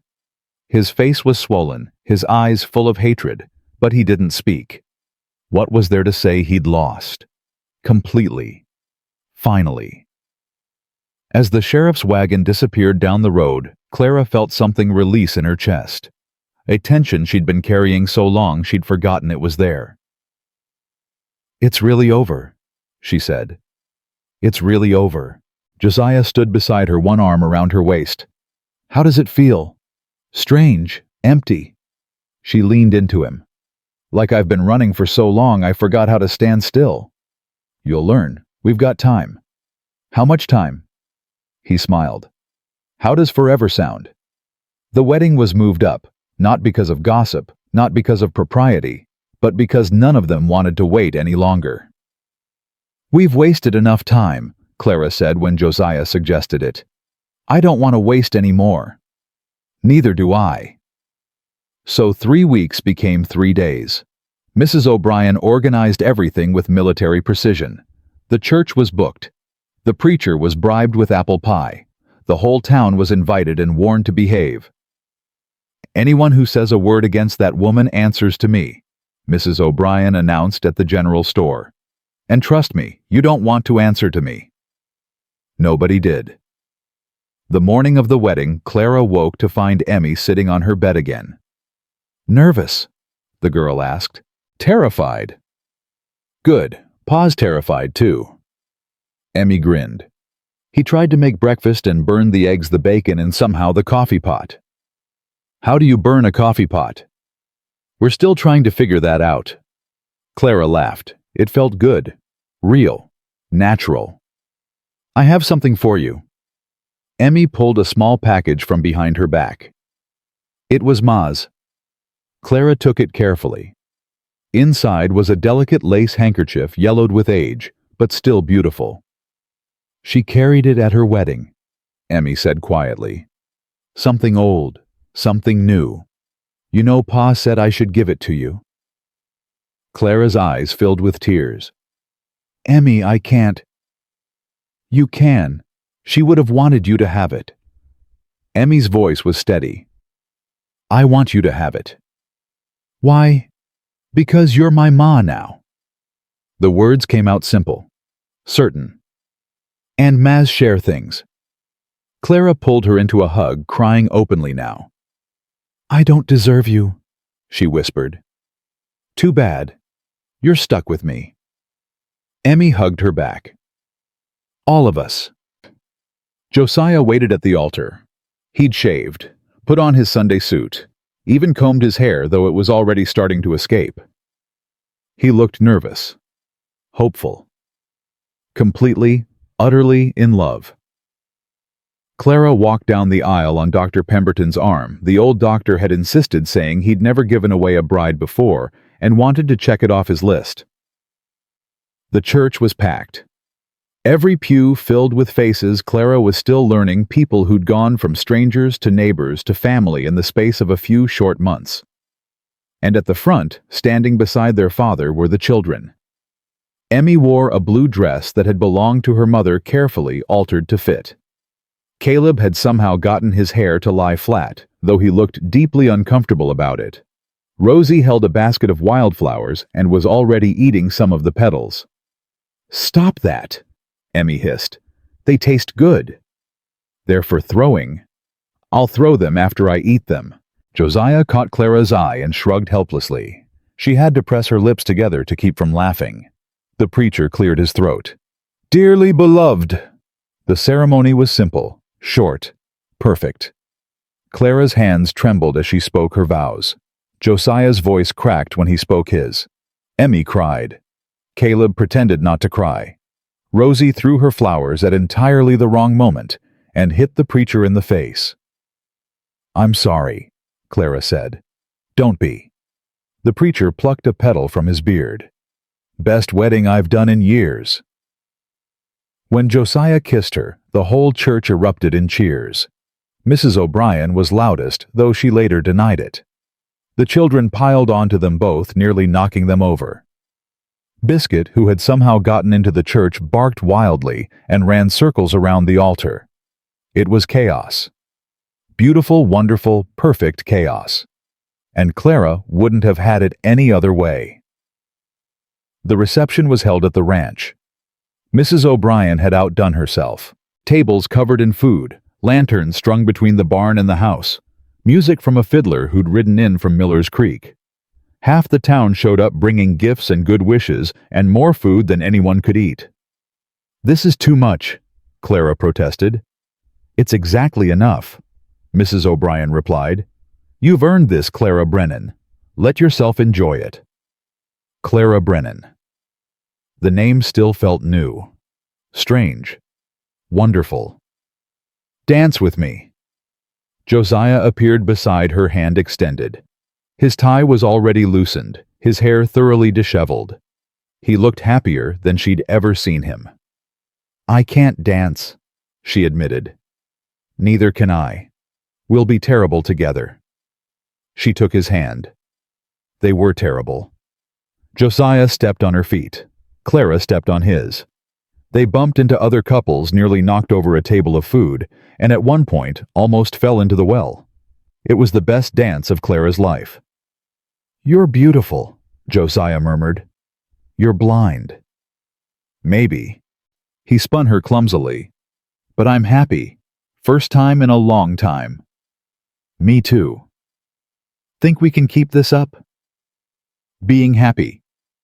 Clara looked around, at the lanterns, at the dancing couples, at her children now playing with other kids from town, at Mrs. O'Brien holding court by the food table, at all these people who'd come to celebrate a marriage no one had expected. I think we can try, she said. That's all I'm asking. He kissed her. Right there in the middle of the dancing with everyone watching. Clara didn't care. Emmy found her later as the party was winding down. Ma, can I talk to you? The word still made Clara's heart leap. Of course. They walked away from the crowds toward the fence where Josiah's horses stood, watching the celebration with bemused expressions. I've been thinking, Emmy said slowly, about something you told me. What's that? About happy endings. How they aren't something you find, they're something you build. Emmy leaned against the fence. I didn't understand it at first. I thought happy endings just happened, like in stories. Life isn't like stories. I know that now. Emmy turned to look at her. But you know what I figured out, building is better than finding. Because when you build something, you know exactly what went into it. Every nail, every board, every hard day and scary night. She smiled. This family, us, we built this. Together. That means it's ours. Clara's throat tightened. When did you get so wise? I've always been wise. Nobody listens because I'm 11. I'm listening. Good. Emmy reached out and took her hand. Because I want you to know something. Something important. What? I love you. The words came out clear, strong. Not because Pa told me to. Not because you saved me or helped us or any of that. I love you because you're you. Because you're brave and kind, and you try so hard, and you never gave up, even when everything was terrible. Emmy squeezed her hand. I love you because you chose us, even when you could have run. Clara was crying now. She couldn't help it. I love you too, Emmy. More than I knew I could love anyone. I know, Emmy smiled. That's why I'm okay calling you Ma. Because that's what you are. Not a replacement. Not a substitute. Just Ma. My Ma. They hugged for a long time. Clara memorized the moment, the feel of Emmy's arms around her, the sound of the party in the background, the stars just starting to appear overhead. This was what she'd been running toward all along. She just hadn't known it. Caleb's turn came at bedtime. Clara was tucking him in, smoothing the blankets the way she'd learned he liked when he grabbed her hand. Ma. Her heart still fluttered at the word. Yes, sweetheart. The bird died. Clara paused. What bird? The one we tried to save. In the barn. Before everything happened. Caleb's eyes were serious in the lamplight. I was really sad when it died. I thought I did something wrong. You didn't do anything wrong. Some things just can't be saved. I know, but that's not what I wanted to tell you. Caleb sat up a little.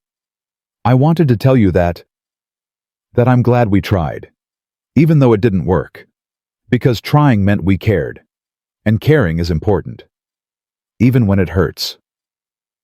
Clara stroked his hair. That's very true. And I was thinking, his voice got smaller. I was thinking that maybe that's why Ma died, not because we did something wrong, but because some things just can't be saved. And she knew we tried. She knew we cared. She definitely knew. Good. Caleb nodded firmly. Because I care about you too. And I don't want you to die. But if something ever happened, I'd want you to know that I tried, that I cared. Clara blinked back tears. I know, sweetheart. I know. Okay.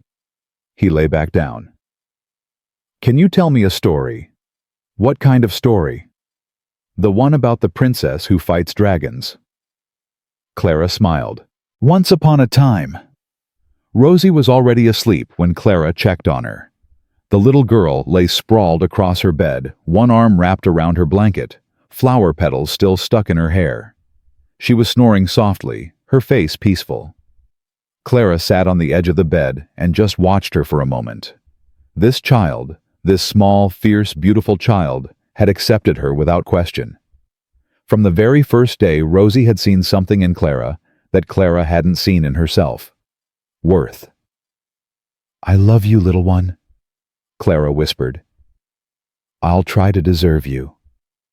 Rosie stirred. Her eyes fluttered open. "Ma, go back to sleep, sweetheart." "Are you real?" Clara smiled. "I'm real." "Good." Rosie reached out and touched Clara's face as if checking. "Sometimes I dream about having a ma, and then I wake up and she's not there. But you're here. I'm here. Forever. Forever. Promise?" Clara leaned down and kissed her forehead. "I promise." Rosie's eyes drifted closed. "Okay, that's good. Night, Ma." "Good night, baby." Clara watched her for another moment, then slipped out, closing the door softly behind her. Josiah was waiting in the hallway. Kids all settled. All settled. Clara leaned against the wall. "I can't believe this is my life now." Having second thoughts. Having about 100 thoughts, all of them good. She reached for his hand. "I never thought I'd have this. A family. A home. Someone who loves me." 3 someones. Josiah pulled her close. 4 if you count the dog. Biscuit definitely counts. Then 4. He kissed her forehead. "And me, that makes 5. 5 people who love me." Clara shook her head in wonder. "A year ago I had nobody. Less than nobody. I was running for my life from people who wanted me dead. And now I have everything." They stood there in the quiet hallway holding each other. Through the windows, Clara could see the last guests leaving their lanterns, bobbing down the road like fireflies. "Joe." "Yeah. Thank you." He pulled back to look at her. "For what?" "For finding me in that blizzard. For bringing me home. For giving me a chance when you had no reason to." Clara's voice broke. "For seeing me. The real me. Not what I'd done or where I came from, but who I actually was." "That was easy." Josiah cupped her face. "You're the easiest person in the world to see, Clara. You shine." "I don't feel like I shine. That's the best kind of shining. The kind that doesn't know it's doing it." He kissed her softly. "You changed my life. You know that I was dead inside when you came. Going through the motions, raising those kids on fumes and stubbornness, and then you showed up half frozen and scared out of your mind and something woke up in me." "What?" "Hope." His voice was rough. "I'd forgotten what it felt like. To want something. To believe something good was possible." He pressed his forehead to hers. "You gave that back to me. So if anyone should be saying thank you, it's me." Clara was crying again. She seemed to do a lot of that these days. But these weren't the tears of fear or pain or grief. These were tears of joy so intense it hurt. "We're going to be happy," she said. "Aren't we? We're going to try like hell. And the children, they're going to be fine. Better than fine." Josiah smiled. "They've got you now. They've got us." "Us." Clara tested the word. "I like the sound of that." "Get used to it, Mrs. Brennan. You're stuck with us for good." Spring came early that year. The snow melted. The prairie turned green. Life pushed through the frozen earth with the stubborn determination that defined everything in Wyoming territory. Clara watched it happen from the porch of her home. Her home now, really and truly, with a cup of coffee warming her hands and a peace in her heart that still surprised her every morning. The children had changed. Grown. Blossomed in ways she never could have predicted. Emmy had started teaching younger children at the church school using the same fierce determination she applied to everything. People called her the little schoolmarm, and meant it as a compliment. She still had her mother's stubborn jaw and her father's steady eyes, But there was a lightness to her now, a joy that hadn't been there before. Caleb had found his voice.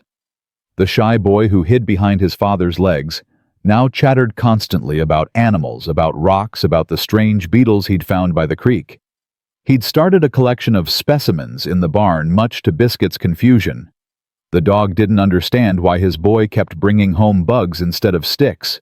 Rosie was still Rosie, wild and sweet, and full of questions that no one could answer. She'd stopped having nightmares about her mother's death, started having dreams about snow princesses who fought dragons and always won. And Josiah. Josiah laughed now. Real laughter. The kind that came from somewhere deep and good. He smiled without prompting, touched Clara without hesitation, looked at the future without fear. They'd healed each other, all of them. Not by forgetting what they'd lost, but by choosing to love what they'd found. Mrs. O'Brien visited every Sunday. She'd become family herself, though she claimed to hate the sentimental nonsense. She brought pies and gossip and unsolicited advice about everything from child rearing to cattle management. "You're getting soft," she told Josiah one afternoon. "I remember when you were the meanest man in 3 counties. "I was never mean. You shot a man for looking at Sarah wrong. He deserved it. He was the preacher. He was looking at her wrong." Clara had laughed until she couldn't breathe. Summer brought heat and hard work and lazy evenings on the porch. Fall brought harvests and preparations and Emmy's 12th birthday. Winter brought snow again, but this time Clara welcomed it. This time she had a family to keep her warm. And in the spring, exactly 1 year after Clara had stumbled half dead onto Brennan Ranch, something miraculous happened. She found out she was pregnant. Josiah cried when she told him. "Are you sure?" He gripped her hand so tight it hurt. "You're certain? The doctor confirmed it this morning." "A baby." His voice cracked. "We're having a baby. We're having a baby." He pulled her into his arms and held her like she was made of glass. His shoulders shook. His breath came in gasps. For the man who'd lost a wife and an unborn son, this news was almost too much to bear. "I'm scared," he admitted. "Me too. What if something goes wrong? What if—" "Then we'll face it together." Clara pulled back to look at him. "That's what we do now, Joe. Face things together." He nodded, wiping his eyes. "Together. Together." The children reacted exactly as Clara expected. Emmy went pale, then burst into tears, then hugged Clara so hard she couldn't breathe. "I'm going to be a big sister, a real one, not just the oldest, but the oldest of more." Caleb asked approximately 50 questions about where babies came from, how long it took, and whether the baby would like bugs. "Because I have a lot of bugs. I could share them." Rosie was indignant. "I'm the baby. I don't want another baby." "You'll still be our baby," Clara assured her. "This will be a different baby." "Can we send it back if I don't like it?" "No, sweetheart." "What if it cries a lot?" "Then we'll take care of it. That's what families do." Rosie thought about this. "Fine, but I'm not sharing my blanket." "That's fair." 9 months passed in a blur of preparation and anticipation and carefully managed terror. Clara's body changed. Her moods swung wildly. Some days she felt invincible. Other days she couldn't stop crying over spilled milk or stubbed toes or the way the sunset looked through the kitchen window. Josiah handled it all with the patience of a saint. He rubbed her feet when they swelled. He held her hair when she was sick. He told her she was beautiful, even when she felt like a bloated whale. "You're lying," she said, once catching her reflection in the window. "I never lie to you. You're looking at the same person I am. There's no way you think this is beautiful. You're carrying my child." Josiah came up behind her, wrapping his arms around what remained of her waist. "You're growing a whole person inside you, creating life from nothing." He kissed her neck. "That's the most beautiful thing I've ever seen." Clara cried. Again. The baby came on a cold February night. Mrs. O'Brien was there along with Dr. Pemberton. Josiah paced outside the bedroom door, wearing a groove in the floorboards. Emmy kept the younger children occupied with stories and games, though she was white-faced with worry. The labor was long, hard. There were moments when Clara was certain she couldn't do it, certain her body would give out, certain everything would end in tragedy. But Josiah's voice came through the door. "You can do this, Clara. You're the strongest person I know. You survived blizzards and bounty hunters and my cooking. You can do this." She laughed through the pain, then pushed again. The cry split the night air just before dawn. "It's a boy!" Mrs. O'Brien's voice rang with joy. "A healthy, perfect boy." Clara collapsed against the pillows, sobbing with relief. Dr. Pemberton placed the baby in her arms, red-faced and squalling and absolutely beautiful. The door burst open. Josiah practically fell into the room. Are you? We're fine." Clara was laughing and crying at once. "Come meet your son." Josiah approached the bed like he was walking on sacred ground. His eyes went wide when he saw the tiny face peering up from the blankets. "Oh." The word came out broken. "Oh, Clara, he's perfect. He has your eyes. He has your chin." Josiah reached out with one trembling finger and touched the baby's cheek. "Hello, little one. Welcome to the family." The children crept in moments later. Emmy held the baby first, her face soft with wonder. "He's so small. Was I ever this small?" "Smaller," Josiah said. "You were early." "I'm never early now." "No, now you're annoyingly punctual." Caleb studied the baby with scientific interest. "Does he have teeth yet?" "No, sweetheart. Babies don't get teeth for months." "Good. Teeth are weird." Rosie looked at the baby for a long moment. Then she nodded firmly. "Okay. I like him. He can stay." "That's very generous of you," Clara said. "I know. I'm a generous person." Rosie climbed onto the bed and snuggled against Clara's side. "What's his name?" Clara looked at Josiah. They'd talked about this, argued about it, finally agreed. "Samuel," Josiah said. "After my father, and Thomas after Clara's father." "Samuel Thomas Brennan." Emmy tried it out. "I like it." "Me too." Caleb peered at the baby again. "Hi, Sam. I'm going to teach you about bugs." "Great," Emmy muttered. "Just what we need. 2 bug-obsessed Brennans." "Hey!" Clara held her newborn son and looked at the family gathered around her bed. 3 children who'd become hers by choice. A husband who'd saved her in every way a person could be saved. A future so bright it almost hurt to imagine. 1 year ago, she'd been crawling through snow begging to die. Now, she was surrounded by love so fierce and true, it took her breath away. Josiah leaned down and kissed her forehead. "Thank you." "For what?" "For not giving up. For staying." His voice was thick. "For giving me this." Clara looked at her son, at her children, at her husband, at the life she'd never dared to dream of, because it seemed too impossible, too good, too far beyond anything a girl sold at auction could ever hope to have. "I love you," she said. "All of you. More than I knew was possible." "We love you too, Ma." Emmy spoke for all of them. "Always." "Forever," Caleb added. "Even longer than forever," Rosie said, not to be outdone. Clara laughed. The sound filled the room like music. Outside, the sun was rising. A new day was beginning. And somewhere in the distance, a bird was singing the first bird of spring, announcing to the world that winter was finally over. Clara Mae Brennan had been sold at auction for $20. She had run for her life through blizzards and caves and the cruel machinery of a world that wanted her dead. She had been broken and terrified and ready to give up, but she hadn't, and because she hadn't, Because she'd kept crawling toward that light in the darkness, kept reaching for a future she couldn't see. She'd found everything. A home, a family, a love worth living for.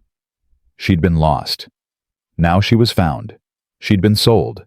Now she was chosen. She'd been frozen to death at a stranger's door. Now she was home, and she was never leaving again.